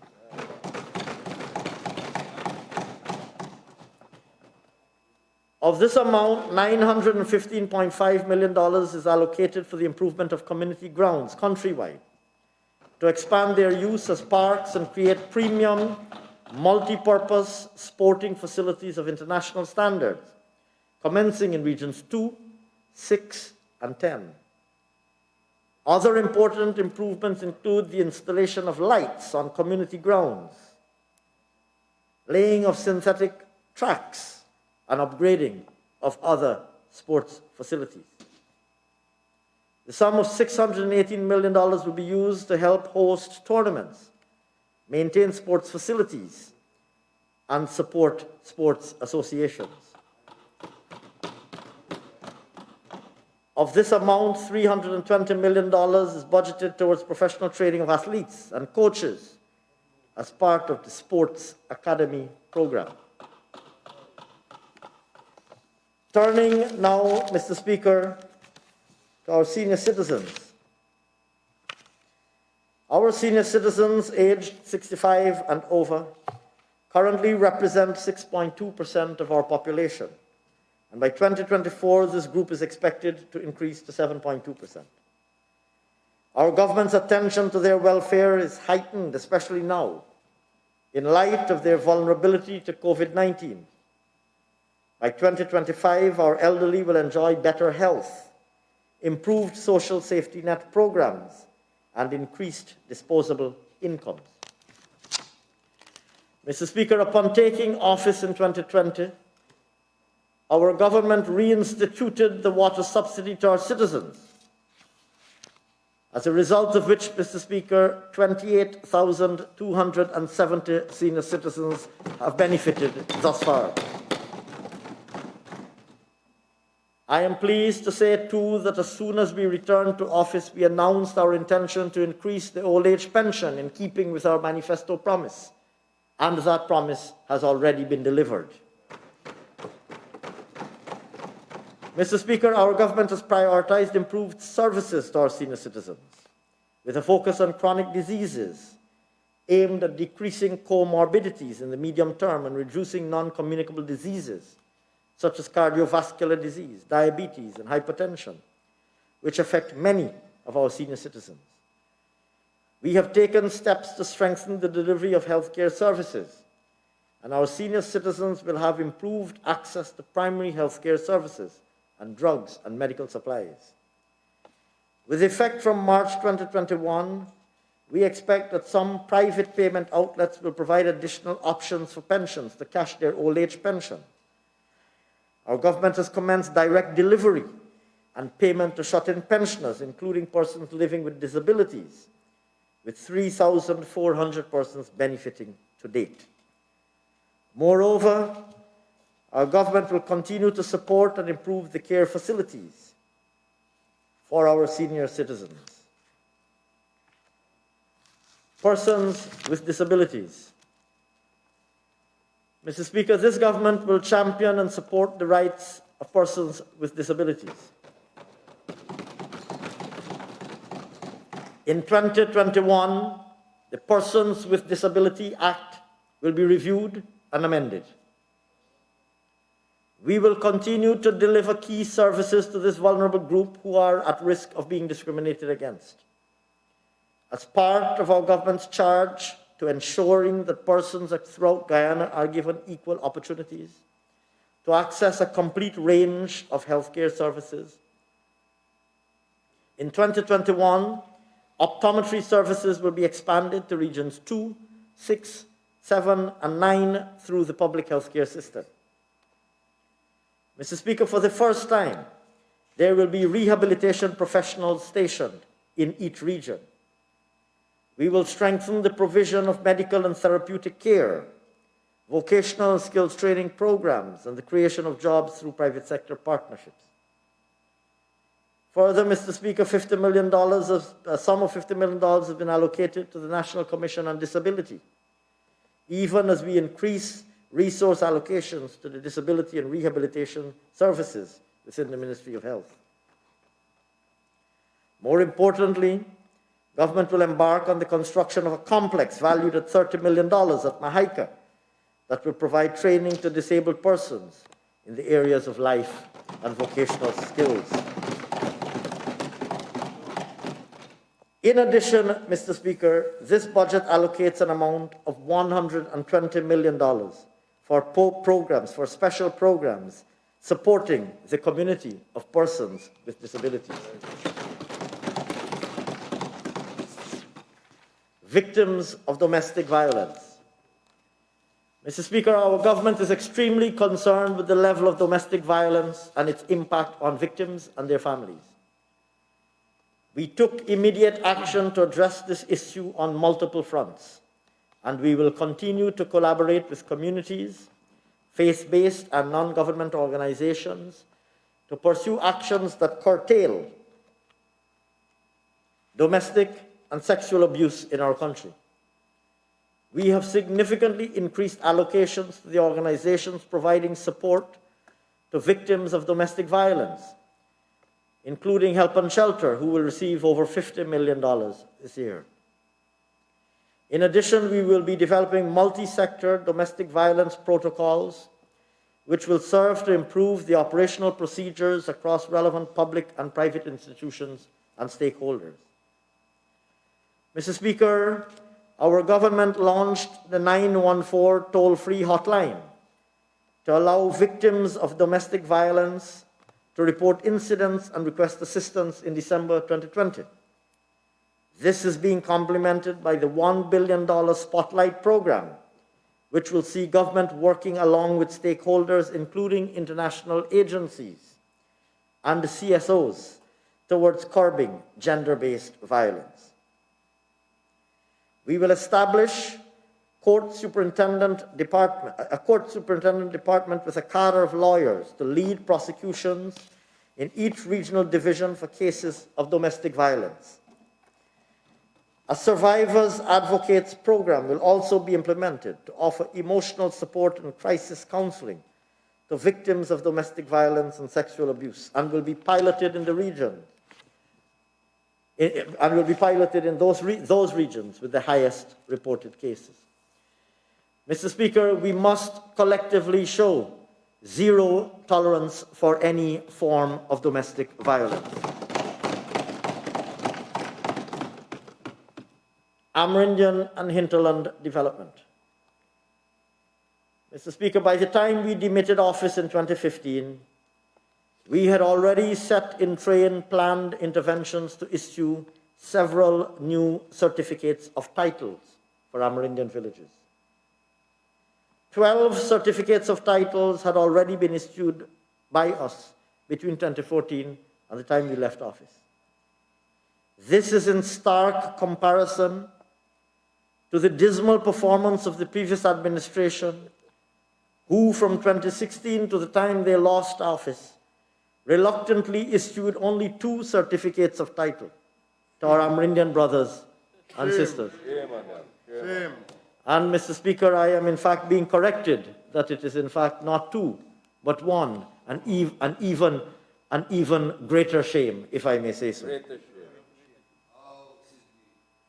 Mr. Speaker, since our government resumed office, we spent the last few months of 2020 preparing the groundwork for re-energizing the Amerindian land title program to achieve its original target to title 68 villages. To this end, Budget 2021 allocates $630 million to expedite the granting of titles to Amerindian villages. Mr. Speaker, if I may return to a matter to which I alluded earlier, severe hardships were meted out to our hinterland communities when almost 2,000 CSOs were unceremoniously fired, and the stipend of $30,000 monthly, approved by the People's Progressive Party Civic when in government, was discontinued. In keeping with our manifesto promise of delivering better government services to our Amerindian brothers and sisters, we have, in only 4 months of assuming office, resuscitated the CSO program by re-engaging over 500 CSOs, providing them with the previously established stipend of $30,000 monthly. We've also trained 46 CSOs in ICT skills, returning support to the development of once neglected Amerindian communities. Mr. Speaker, we will continue to create employment opportunities for our Amerindian brothers and sisters to promote capacity development. To this end, this government will employ 2,000 CSOs, maintaining our manifesto promise to the First Peoples of Guyana. We will support economic activity in their villages, including by support for purchasing of boats, engines, and other inputs into generating economic activity. In addition, Mr. Speaker, we will invest $1.75 billion for the Hinterland Roads program to enhance connectivity and access. Finally, Mr. Speaker, we will award 196 scholarships, bridging the educational disparities between starting to bridge the educational disparities between the hinterland and coastal areas. Improved governance and institutional reforms. Governance. Mr. Speaker, the overarching commitment by President Ali's administration to democracy, inclusive governance, transparency, and accountability lays the foundation for the manner in which our government will operate. Our President has committed to pursue nation building through a One Guyana policy based on inclusivity, as elaborated during his inaugural address to this Honorable House only yesterday. After the last 5 years of reversals, our government has the welcome task of returning Guyana to its days of former glory under the previous People's Progressive Party civic government. It is not a secret that our predecessors failed as a government, and we are here on this side of the aisle to prove it. As we set out on the medium-term trajectory for our governance agenda, we will seek to ensure greater participation of all Guyanese in our plans for the development of our country. We will focus on making this Parliament a truly deliberative forum, and we will work further to protect and preserve Guyana's constitution and the standing orders of this noble House. We all know that this was severely trampled in the last session, with no special select committee. However, since our return to office, 2 bills have been sent to committees for consultations with stakeholders. It is noteworthy that all parliamentary standing committees have been established, and most notably, the Constitutional Reform Committee and the Committee of Appointments are meeting. Further, Mr. Speaker, the latter has completed the process for the parliamentary nominee to the Judicial Service Commission, which expired since September 2017. Mr. Speaker, we are proud of these achievements in a mere 6 months. However, when we contrast the affairs of the Public Accounts Committee, regrettably, this committee is still held to ransom and has not met for the past 2 weeks, preventing the committee from getting on with the business of the people and preventing scrutiny of the previous administration's woeful mismanagement of the finances of Guyana during the past 5 years. No scaling fences. Mr. Speaker, with ongoing preparations for an active legislative agenda, as further outlined in His Excellency's address to this Honourable House, a number of oversight measures to enhance transparency and accountability will be rolled out, including, Mr. Speaker, the establishment of a One Guyana Commission enshrined in statute. Yet another example, Mr. Speaker, of efforts being made by this government to entrench a strong foundation for democratic rule and inclusive governance. Turning now to justice sector reform and strengthening. Mr. Speaker, our government is firmly committed to ensuring that all citizens have access to and are protected by the justice system. To this end, we will continue to implement reforms to the criminal justice system, as well as to advance reforms to the legal system more broadly. The previous PPPC government had commenced addressing the issue of backlog cases in the High Court. However, sir, it would appear that these gains were not sustained, resulting in serious implications both for the justice system as well as the security sector. Over the medium term, we will reprioritize the issue of reducing backlog cases, with particular emphasis on cases at the Court of Appeal. Additionally, it is important to recognize that the COVID-19 pandemic has also placed additional pressures on the limited capacity of the justice sector, including the fact arising from the fact that there have been reports that the pandemic has brought more disruptions with families, and incidents of domestic violence have taken on new proportions. Mr. Speaker, to advance all of the reforms earmarked for this sector, the sum of $4.6 billion is allocated for 2021. A sum of $1.2 billion for the construction and equipping of new courtrooms, as well as living quarters, supporting facilities at locations including Port Kaituma, Mabaruma, and Vigilance. This will reduce travel time and cost for citizens requiring the services of the courts and enhance access to justice.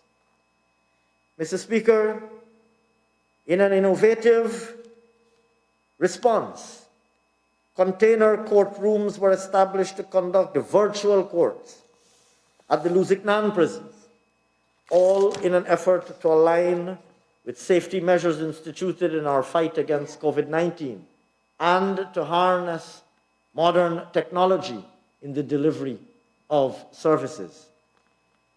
These initiatives and examples will soon be replicated at other locations. In addition, Mr. Speaker, more courts are expected to be opened, including along the heavily populated East Bank corridor. The chambers of the Director of Public Prosecutions will benefit from expanded office space to house more prosecutors who are currently unable to be hired because of lack of office space. An additional 10 legal staff will be hired, which will allow the DPP to address a larger caseload over a shorter period of time and address the current backlog. We will procure a software to better manage cases through their entire process. In addition, over $100 million is earmarked for the maintenance of infrastructure and buildings for Supreme Court and the DPP's chambers, which together will serve to ensure that improved physical facilities are available. Mr. Speaker, in 2021, the long-awaited Law Reform Commission will be established, charting the way to advance its work. In addition, the activities under the Support for Criminal Justice System program will unfold after a period of stagnation under the previous government. A sum of $325 million is budgeted this year for interventions including strengthening of probation services and legal aid. Further, we've initiated a program with the University of Guyana, which will see our law graduates who are unable to attend the Hugh Wooding Law School being trained to prosecute alongside public and police prosecutors. These candidates will be deployed to courthouses throughout Guyana, augmenting the current complement of prosecutors and thereby reducing the time taken to administer related legal services. Strengthening local government. Mr. Speaker, over the past 5 years, a spate of financial irregularities has plagued the local government organs alongside weak oversight and poor management of local government systems. Our administration will right these wrongs. Yes.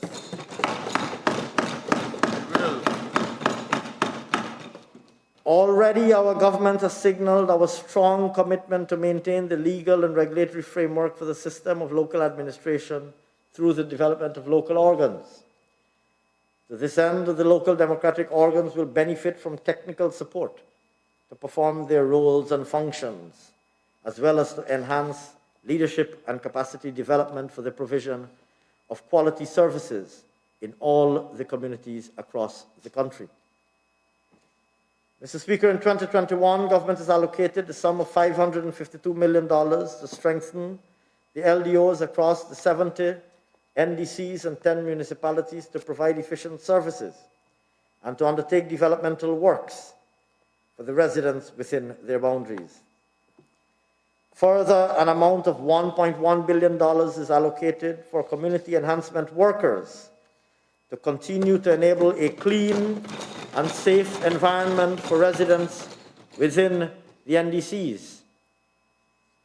In addition, a sum of $172 million is provided for capacity development, institutional strengthening, and infrastructural works for the LDOs, including the rehabilitation of Parika, Charity, and Monrepo markets.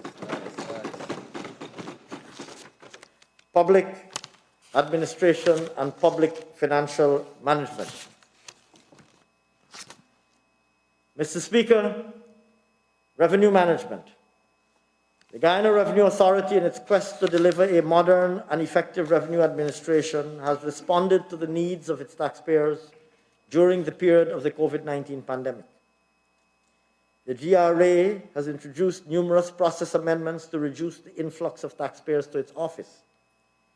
Additionally, Asecuda World software was successfully implemented, which allows for online submissions of declarations and e-payments, yet another example of the use of modern technology for delivery of government services.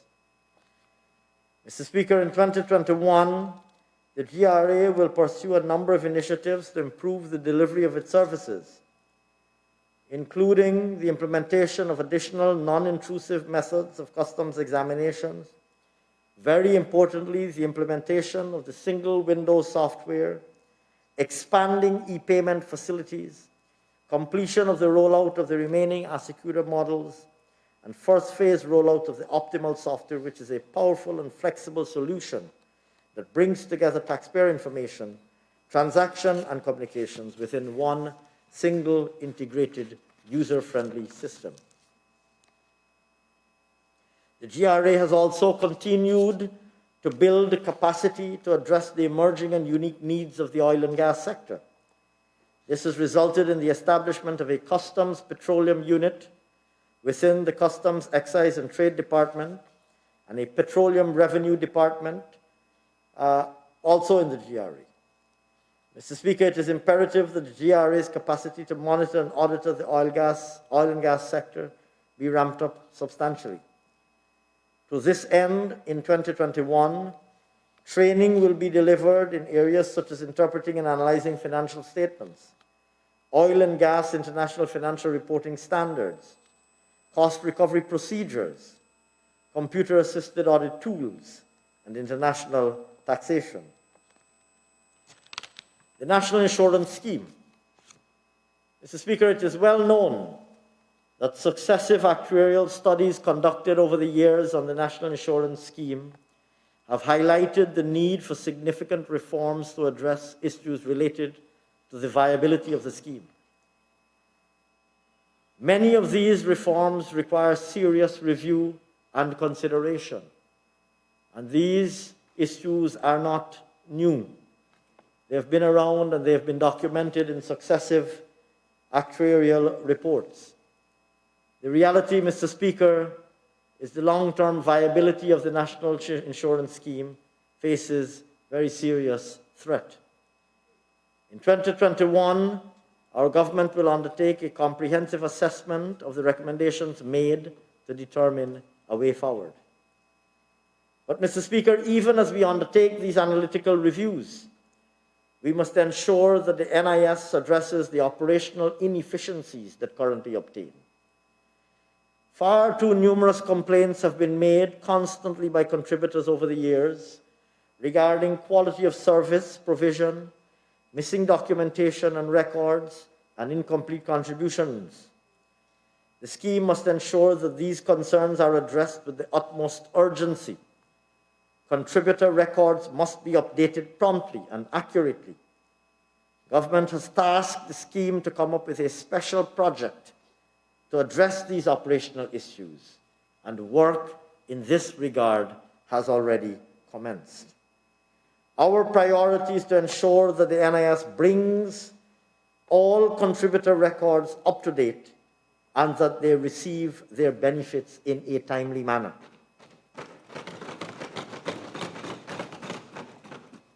In this regard, the scheme is to be commended for taking a step in using technology. In particular, the scheme introduced recently the option for pensioners, NIS pensioners, to submit their life certificates via WhatsApp.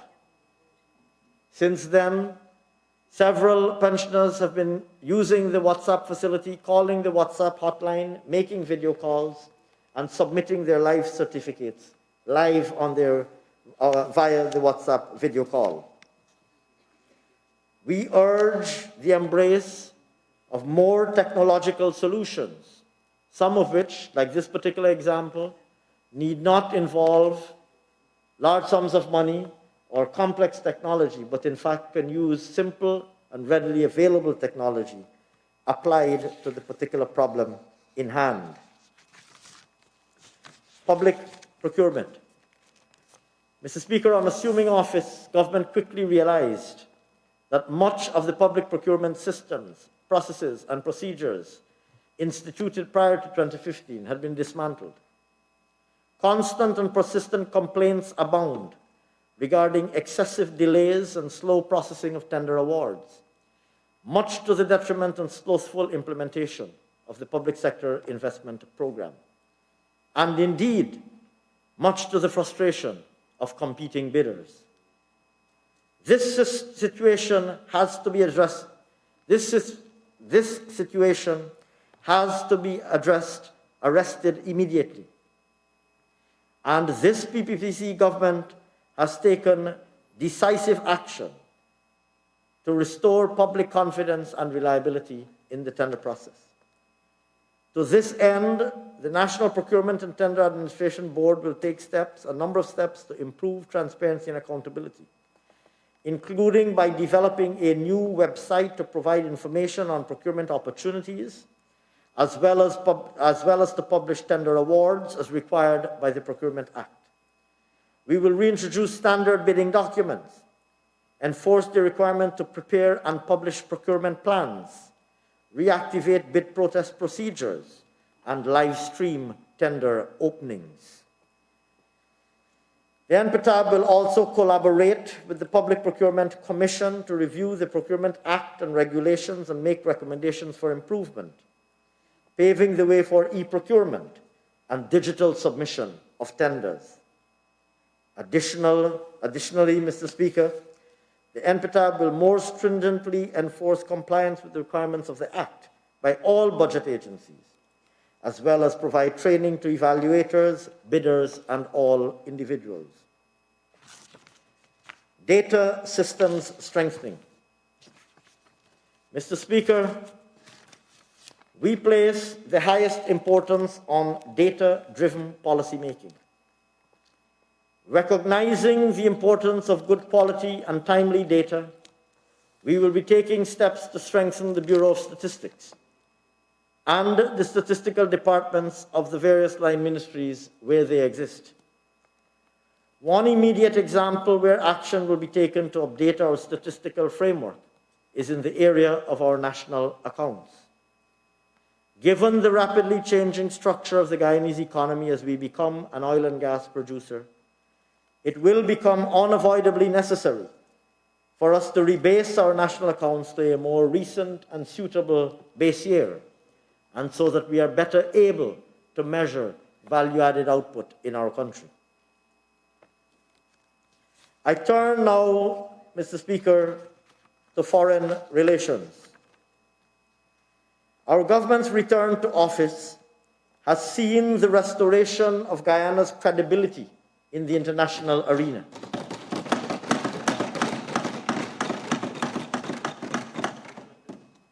Since this administration took office in August 2020, our president has participated in several international events. His interventions have signaled the importance with which our government views Guyana's role in the international community. His advocacy for the sustained economic development of small states, now with the global pandemic challenging such development, and the need to work collectively to build resilience, are calls that have elevated Guyana's presence on the world stage. Mr. Speaker, the preservation of Guyana's sovereignty and territorial integrity remains paramount. On December 18, 2020, the International Court of Justice ruled that it has jurisdiction in the case that Guyana brought in March 2018, following the decision of the Secretary General of the United Nations that the court was the next means to be used as the solution for the controversy that arose out of Venezuela's contention that the arbitral award of 1899 that had settled the land frontier between then British Guyana and Venezuela was null and void. The ICJ will now proceed to adjudicate the case on its merits.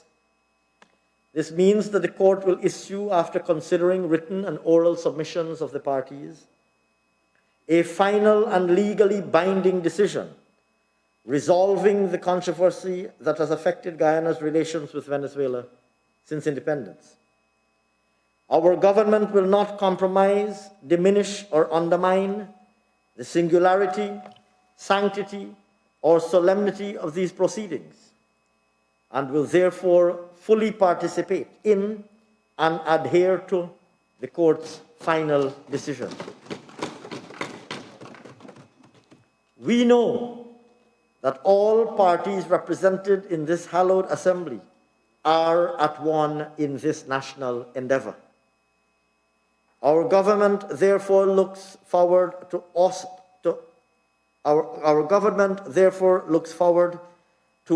all going forward together as we continue to demonstrate to the world that we are at one in our fight to ensure that Guyana's sovereignty and territorial integrity are preserved and maintained. In the national fight to combat the global pandemic, the government has also received much support from our bilateral and multilateral partners, which must be acknowledged. Mr. Speaker, to advance Guyana's interests worldwide, we've allocated $3.9 billion in Budget 2021 for our missions and consulates to promote Guyana's foreign policy. We will continue to consolidate our relationships with our traditional development partners and forge the building of new relationships. In this regard, we'll be strengthening our diplomatic presence in the Middle East with the establishment of 2 missions in Qatar and the United Arab Emirates. Mr. Speaker, this government is committed to strengthening relations with the diaspora, and we are aggressively pursuing their involvement in Guyana's development agenda. As you would have heard from His Excellency the President in his speech to the Parliament yesterday, his government is in the process of establishing a diaspora council to ensure that the objective of engaging our diaspora in a structured manner is realized. We're also working to create a one-stop shop for Guyanese overseas to engage in trade and investment through collaboration with the Guyana Office for Investment. And in 2021, it is expected that a virtual diaspora conference will be held after the finalization of the diaspora engagement strategy and plan of action. Public safety and security. Mr. Speaker, the security sector has long been plagued by issues of lack of public trust, poor response times, and inefficient resource allocation. Our administration immediately undertook, upon assuming office, to equip the sector to improve its ability to deliver on its mandate.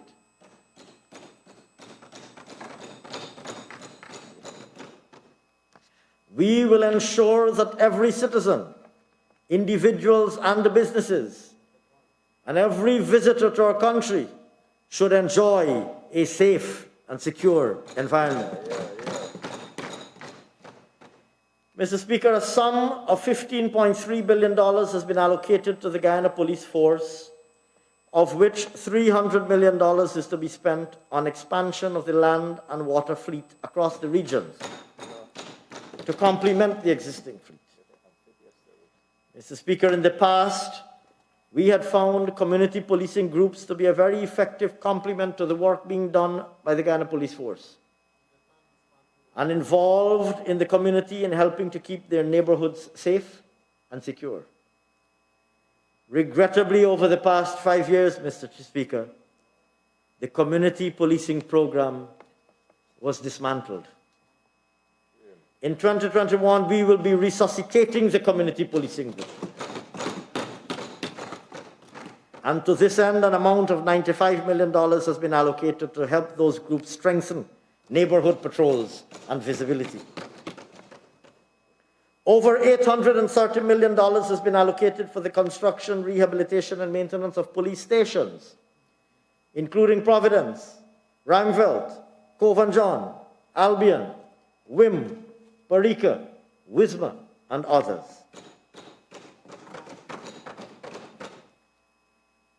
We also plan to improve investigative and forensic capabilities of ranks by conducting training in 20 courses for 828 police ranks, along with ongoing overseas training. Turning to the Guyana Prison Service, major works are ongoing to upgrade prison infrastructure. Work will commence this year on constructing 3 new blocks at Lusignan, which will accommodate 600 inmates, while works are also progressing on the cells at New Amsterdam Prison. Additionally, the construction of the Mazruni Prison to accommodate 220 high-profile inmates is expected to be completed during 2021. A sum of $50 million will be expended towards training of inmates in areas such as anger management, literacy, agriculture, and culinary arts.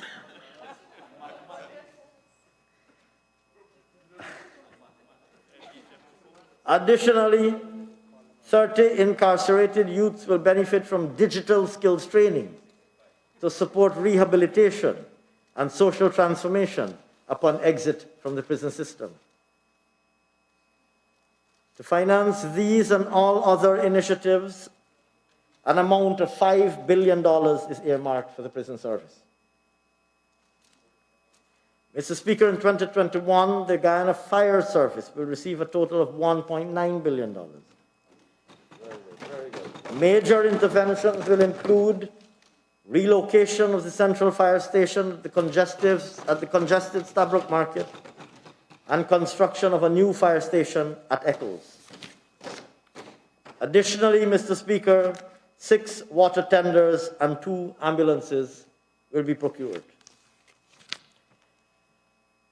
Mr. Speaker, I turn now to our macroeconomic targets for 2021.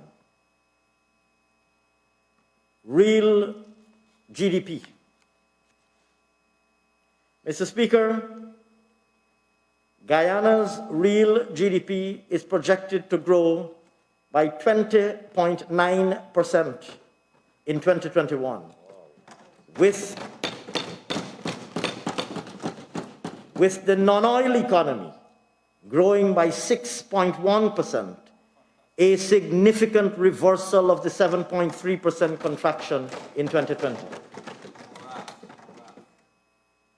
This is premised, of course, on the assumption that a reopening of the economy takes place with COVID-19 restrictions being gradually lifted and is therefore subject to significant downside risks.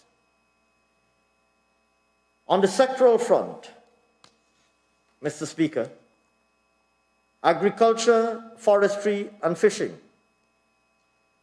This sector, responding to the policy environment created, is expected to expand by 5.6%. The restructuring of Gaisuco, along with the recapitalization of sugar estates, will see some improvement in production and productivity. As a result, the sugar industry is projected to grow by 9.6%. The rice growing industry is forecasted to expand by 3.5%. Forestry, livestock, other crops, and fishing are also expected to see major improvements. In the case of forestry, Mr. Speaker, responding to the policy environment that we have created, this sector is projected to grow by 18.5% in 2021. Extractive sector. Mr. Speaker, the mining and quarrying sector is forecasted to grow by 39.1% in 2021. Significantly, Mr. Speaker, this is driven by growth across all industries: oil, gold, bauxite, and other mining and quarrying. In the oil and gas subsector, the daily rate of production for 2021 is expected to be just over 109 100,000 barrels of oil per day. On that basis, this subsector is projected to grow by 46.7% in 2021. The gold mining subsector, which also suffered setbacks in 2020, is expected to grow by 4.2% in 2021, largely due to the resumption of operations at the one large-scale gold mine, which had suffered a stoppage in 2020, but also reflecting the response of this medium and small miners to the policy environment that this government has created.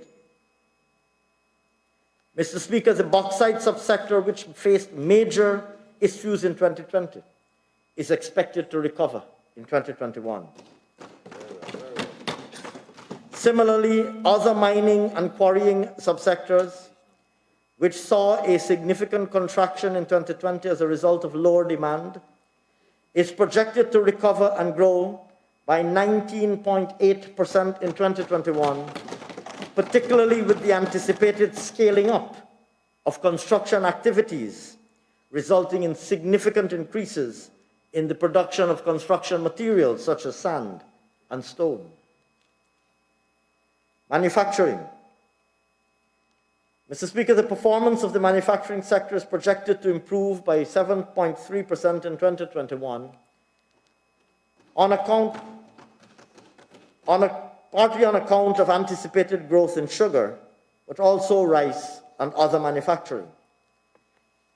These three subsectors are expected to grow by 9.6%, 8.7%, and 6.2%, respectively.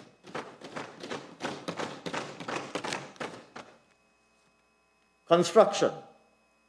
Mr. Speaker, with the resumption and expansion of public sector construction through the Public Sector Investment Program, along with the rapid growth that is expected in private sector investment in key infrastructural projects, the construction sector is projected to grow at a very respectable 9.1% in 2021.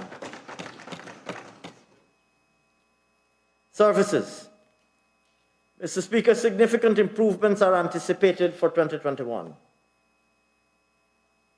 These would follow the phased reopening of the economy, and an overall growth rate of 5% is projected for the services sector.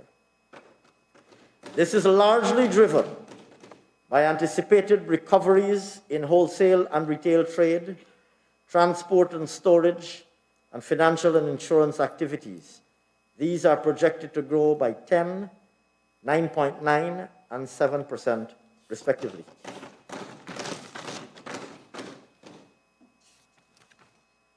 Monetary policy and inflation. Mr. Speaker, monetary policy will be aimed at maintaining price and exchange rate stability and expansion in private sector credit. For the year 2021, inflation is projected at 1.6%, due to expectations of increased economic activity as COVID-19 restrictions are lifted progressively, with concomitant effects on commodity prices.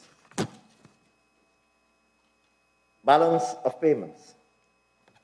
Mr. Speaker, the overall balance of payments is expected to register a lower surplus in 2021 amounting to $59.9 million compared with $60.6 million in 2020.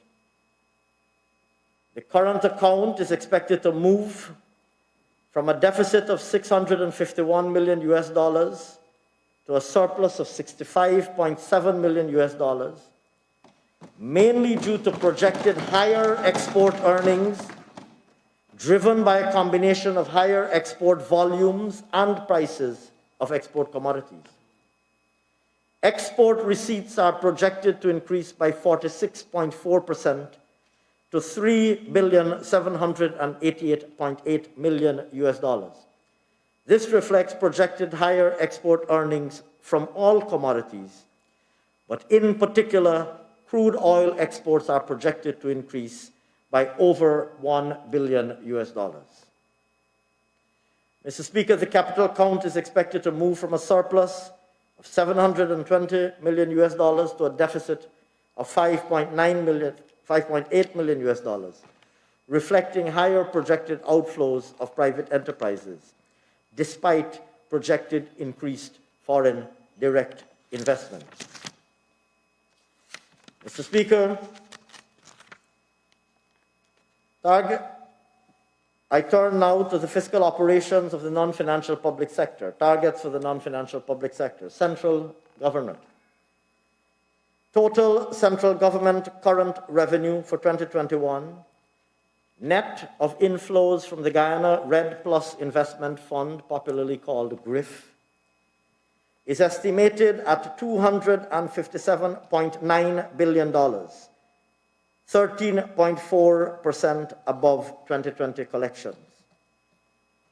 Tax revenue collections are projected to grow by $23.8 billion to reach $242.1 billion in 2021, and non-tax revenues by $6.8 billion to an estimated $15.8 billion. The 2021 tax revenue outlook is on account of an anticipated 8.4% increase in income taxes as a result of intensified activity in the private sector. Withholding tax, largely driven by remittances from companies involved in the extraction of crude oil, is expected to grow by 13.9% or $4.6 billion above 2020. Expansion is also expected from collections of customs and trade taxes, which are estimated to grow by $3.3 billion to $24.6 billion in 2021. Collections from excise taxes and VAT are targeted at $40.1 billion and $53.6 billion, respectively. Non-tax revenues are estimated to grow by 74.7% in 2021 on account of higher collections of royalties, special transfers, and Bank of Guyana profits. Mr. Speaker, central government total expenditure for 2021 is projected to reach $366.9 billion, 12.7% above the $325 billion spent in 2020, driven mainly by an anticipated increase in expenditure for an intensified public sector investment program. Non-interest current expenditure is targeted at $256.7 billion, or 6.2% above the amounts expended in 2020. This is driven primarily by growth in transfer payments and employment costs of $9.1 billion and $7.7 billion, respectively. The higher anticipated transfer payments are largely due to a significant increase of $2.6 billion allocated for educational grants to nursery, primary, and secondary school students across the country. In addition, subsidies and contributions to local organizations, as well as old age pensions and social assistance, are expected to increase also. Mr. Speaker, capital expenditure is projected to expand to $103.2 billion, 35.6% above the amount expended in 2020.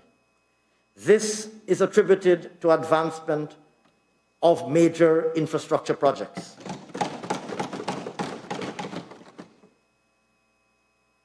Mr. Speaker, the overall deficit of the central government is projected to be 8.7% of GDP, compared with 9.4% at the end of 2020. Mr. Speaker, I'm pleased to inform this Honorable House that the size of Budget 2021 is $383.1 billion Guyana, Guyana's largest budget ever. And, Mr. Speaker, it is financed with no new taxes.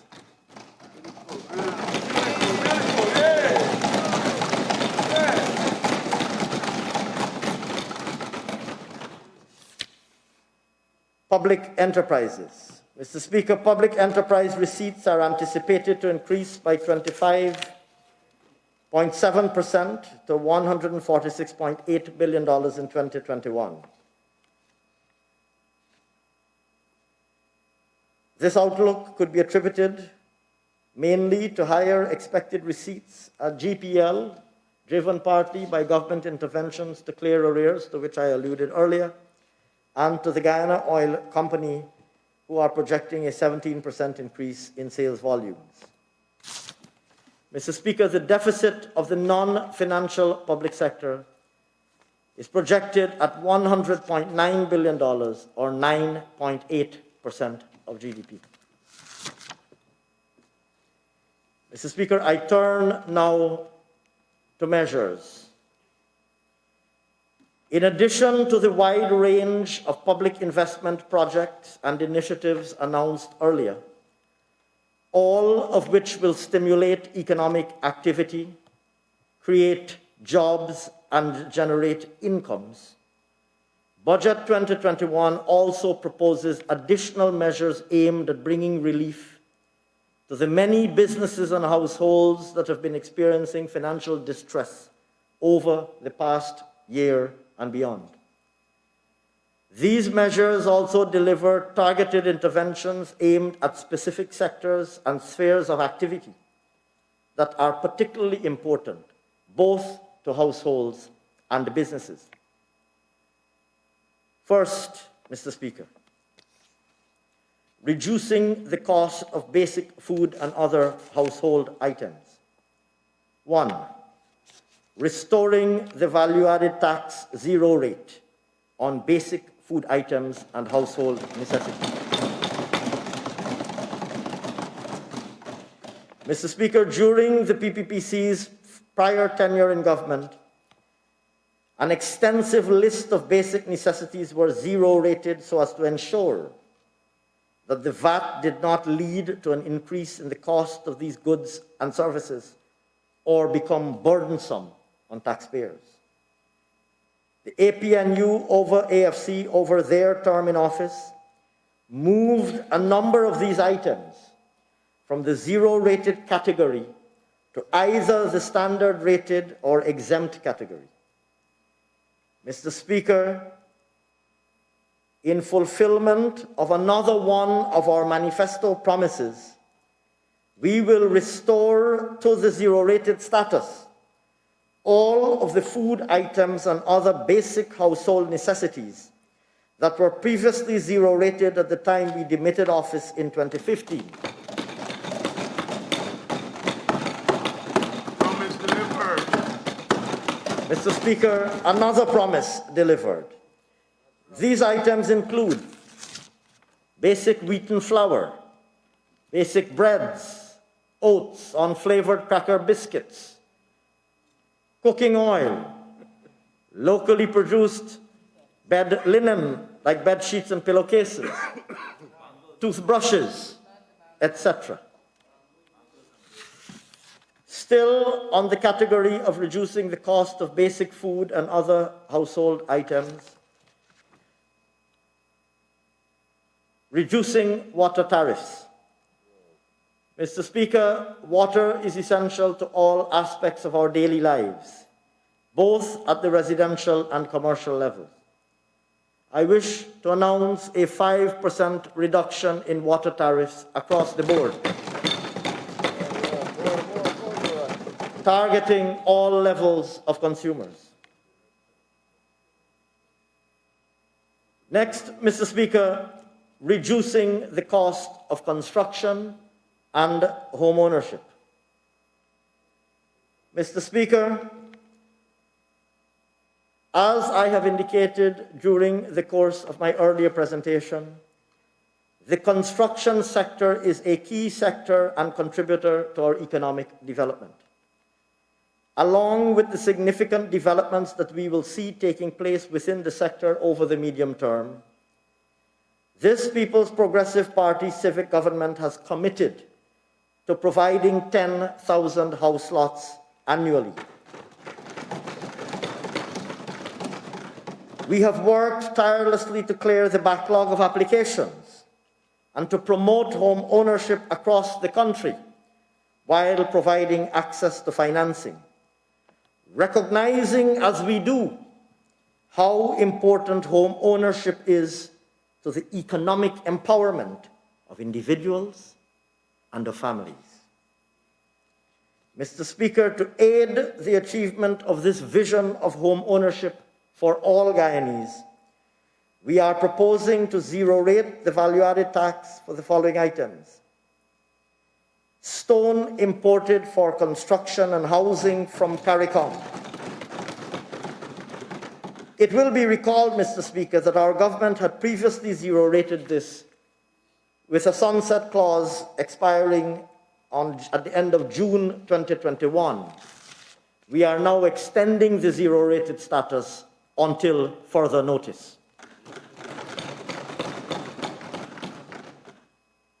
Secondly, Mr. Speaker, locally produced pre-stressed concrete piles. Thirdly, locally fabricated mild steel beams for building construction. And many of these, Mr. Speaker, even if they don't affect home construction, they will nevertheless affect the cost of construction in the business sector. Fourthly, Mr. Speaker, and this is of particular relevance and interest to home construction, locally manufactured roofing and PVC products for building construction. Mr. Speaker, we will also continue to monitor the cost of other basic construction materials such as cement and steel, and examine the possibility of applying relevant taxes in such a manner as to serve as an adjuster from time to time to cushion the impact of imported price fluctuation. Furthermore, Mr. Speaker, as another boost to the construction sector, we are proposing to reduce the duty on industrial-grade cement from 15% to 5%.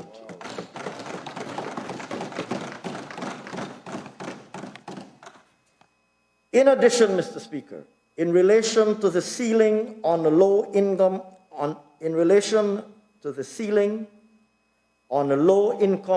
mortgage loans, Mr. Speaker, it would be recalled that we announced last year an increase from $8 million to $10 million in the ceiling on low-income housing loans that may be obtained through commercial banks under the Low-Income Housing Loans Program supported by this government. I thought that was a necessary qualifier.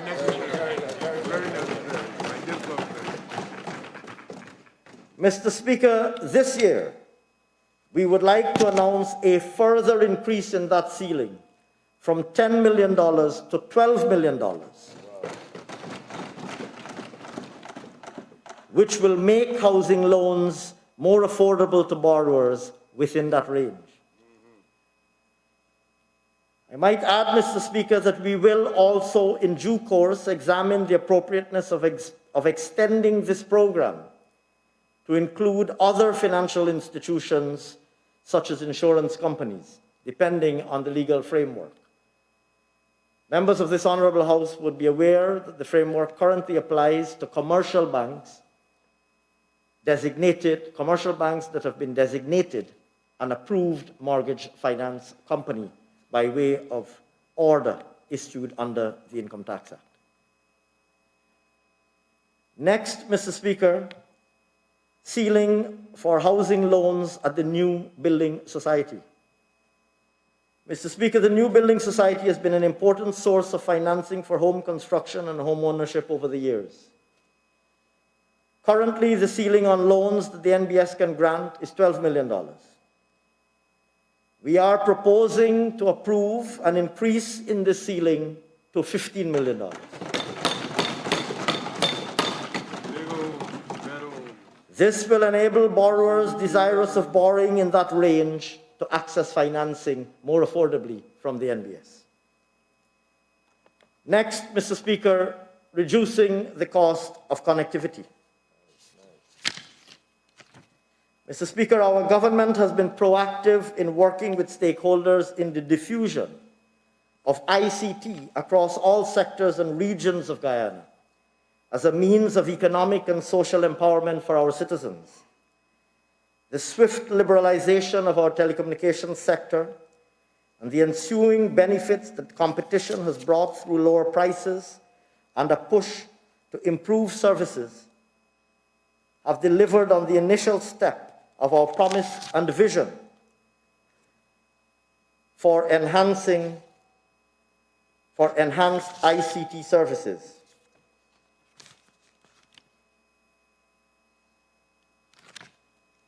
To continue along this path, government is proposing to remove the value-added tax on data for residential and individual use.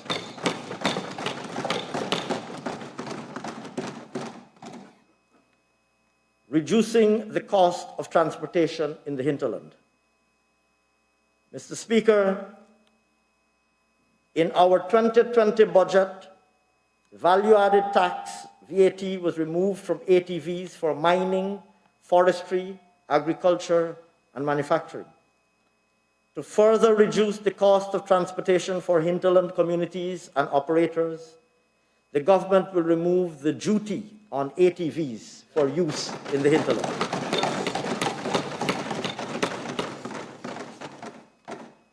Supporting our school children. Mr. Speaker, the APNU-AFC government during their tenure effectively demolished the social safety nets that were put in place by the PPPC government, which had sought to protect the most vulnerable in our society. In our 2020 budget, the PPPC has already begun to take steps to undo these misdeeds. Budget 2020 also announced a number of initiatives to be implemented from 2021. As promised last year, we will be introducing a cash grant of $15,000 per child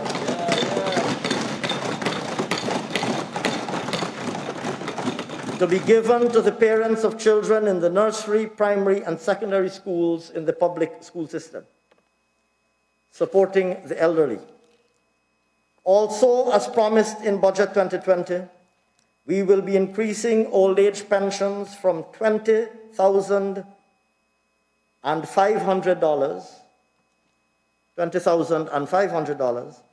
to $25,000 with effect from January 1, 2021. This will benefit over 60,000 persons and put an additional $4 billion of disposable income in their hands. Mr. Speaker, I now wish to announce that we will also be raising the public assistance payment from $9,000 to $12,000 monthly, benefiting over 13,000 vulnerable persons and providing an additional $500 million in disposable income to these individuals. Capital gains tax. Mr. Speaker, at the time that we demitted office, no capital gains tax was payable on assets that were owned for over 25 years. In 2019, the APNU-AFC changed this policy and abolished the 25-year limit. We are proposing to reinstate the original position, whereby the sale of assets that were owned for more than 25 years will not attract capital gains tax on their disposal.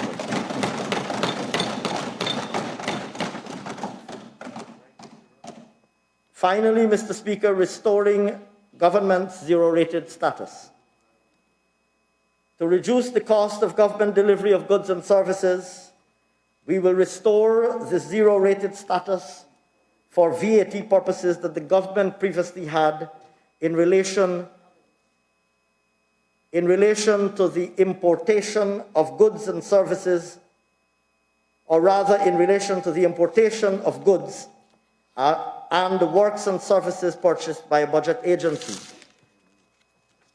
Let me say that again, Mr. Speaker.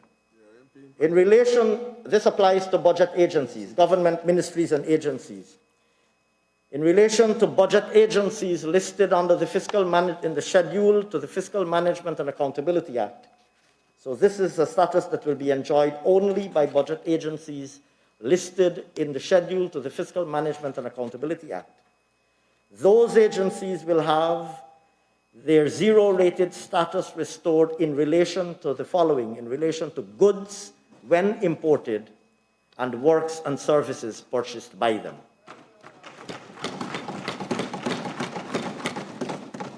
Mr. Speaker, the annualized cost of the measures we introduced last year exceeded $40 billion on an annualized basis. The further measures we are introducing this year are expected to cost an additional $10 billion. Taken together, Mr. Speaker, that puts in the hands of the citizens of Guyana an additional $50 billion of disposable income. Mr. Speaker, I will conclude as I began. This budget comes to this House at a time of extraordinary challenge, both to our country and to the global community in which we live.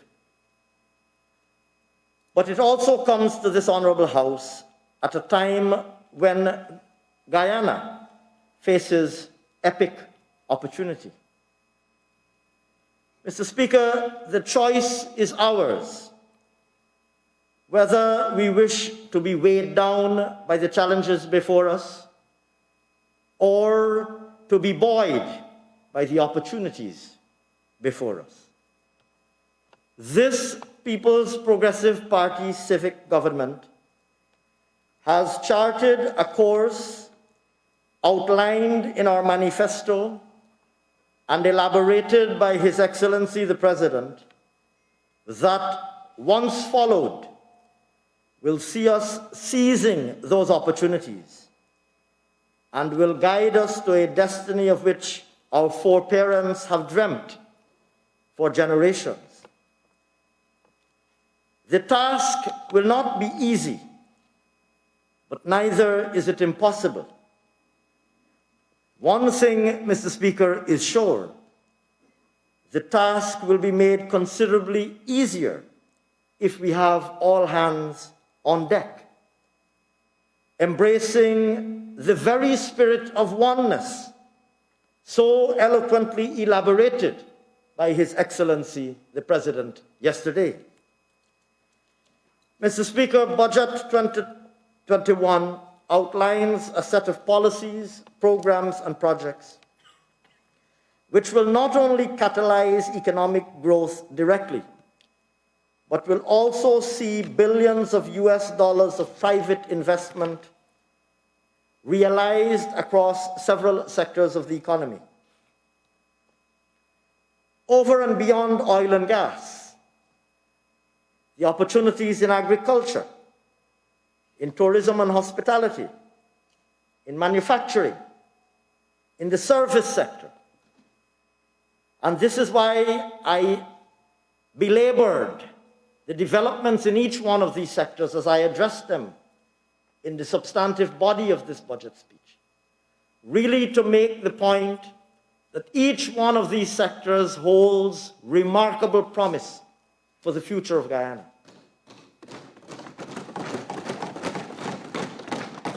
Over and beyond oil and gas, all of these sectors are pointing to remarkable investment opportunities and tens of thousands of jobs being created in the shortest space of time. These jobs translate into incomes, and those incomes translate into prosperity, both at an individual level and inevitably at a national level.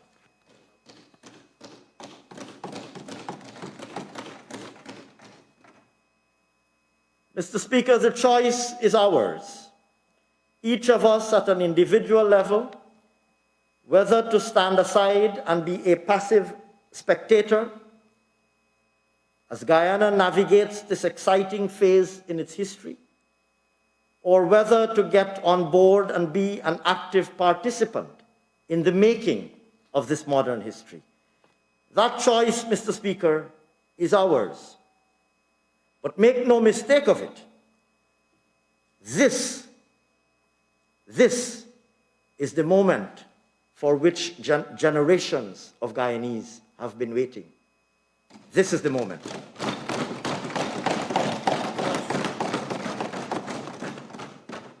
We call on you on that side of the House to join hands with us, even if you are not occupying your seat today. We call on you on that side of the House to join hands with us. And of course, no disrespect intended to the distinguished Deputy Speaker. We call on you to join hands with us as we seize this moment and chart a course through the challenges of today, and there will be challenges, into an era of economic dynamism and secure lasting and resilient prosperity for all Guyanese for generations to come. Mr. Speaker, before I close, permit me only to acknowledge the tremendous efforts made by all of my colleagues in the Cabinet and their respective staff who exerted tremendous effort in preparing their respective budget submissions. And yes, I think a round of applause is eminently deserving. Permit me also to acknowledge the contributions and submissions made by so many stakeholders throughout the length and breadth of Guyana, some of whom submitted written submissions, and some of whom participated in face-to-face or virtual engagements, sharing ideas, making suggestions, and discussing issues. And finally, Mr. Speaker, I trust that I will be forgiven for saving the last word for my own team at the Ministry of Finance.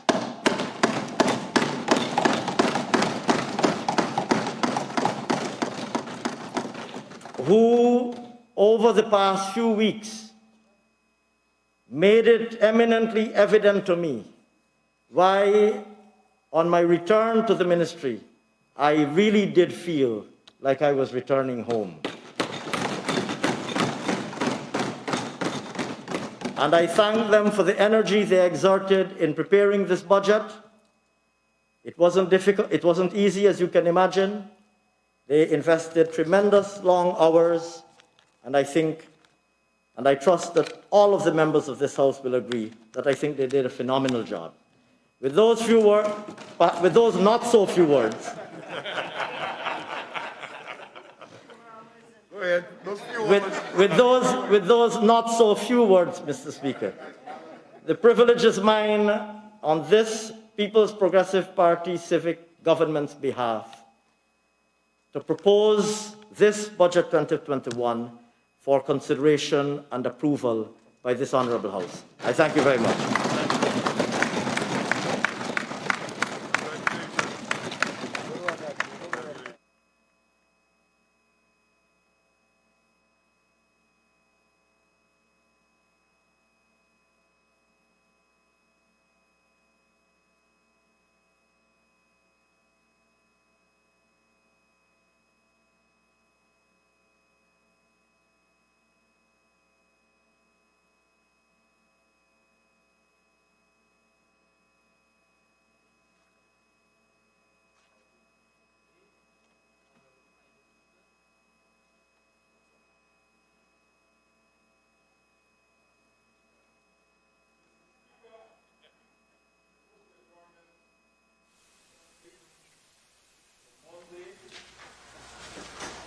We're going to 2nd of February at 10 p.m. The Assembly stands adjourned to 10 a.m. Wednesday, February.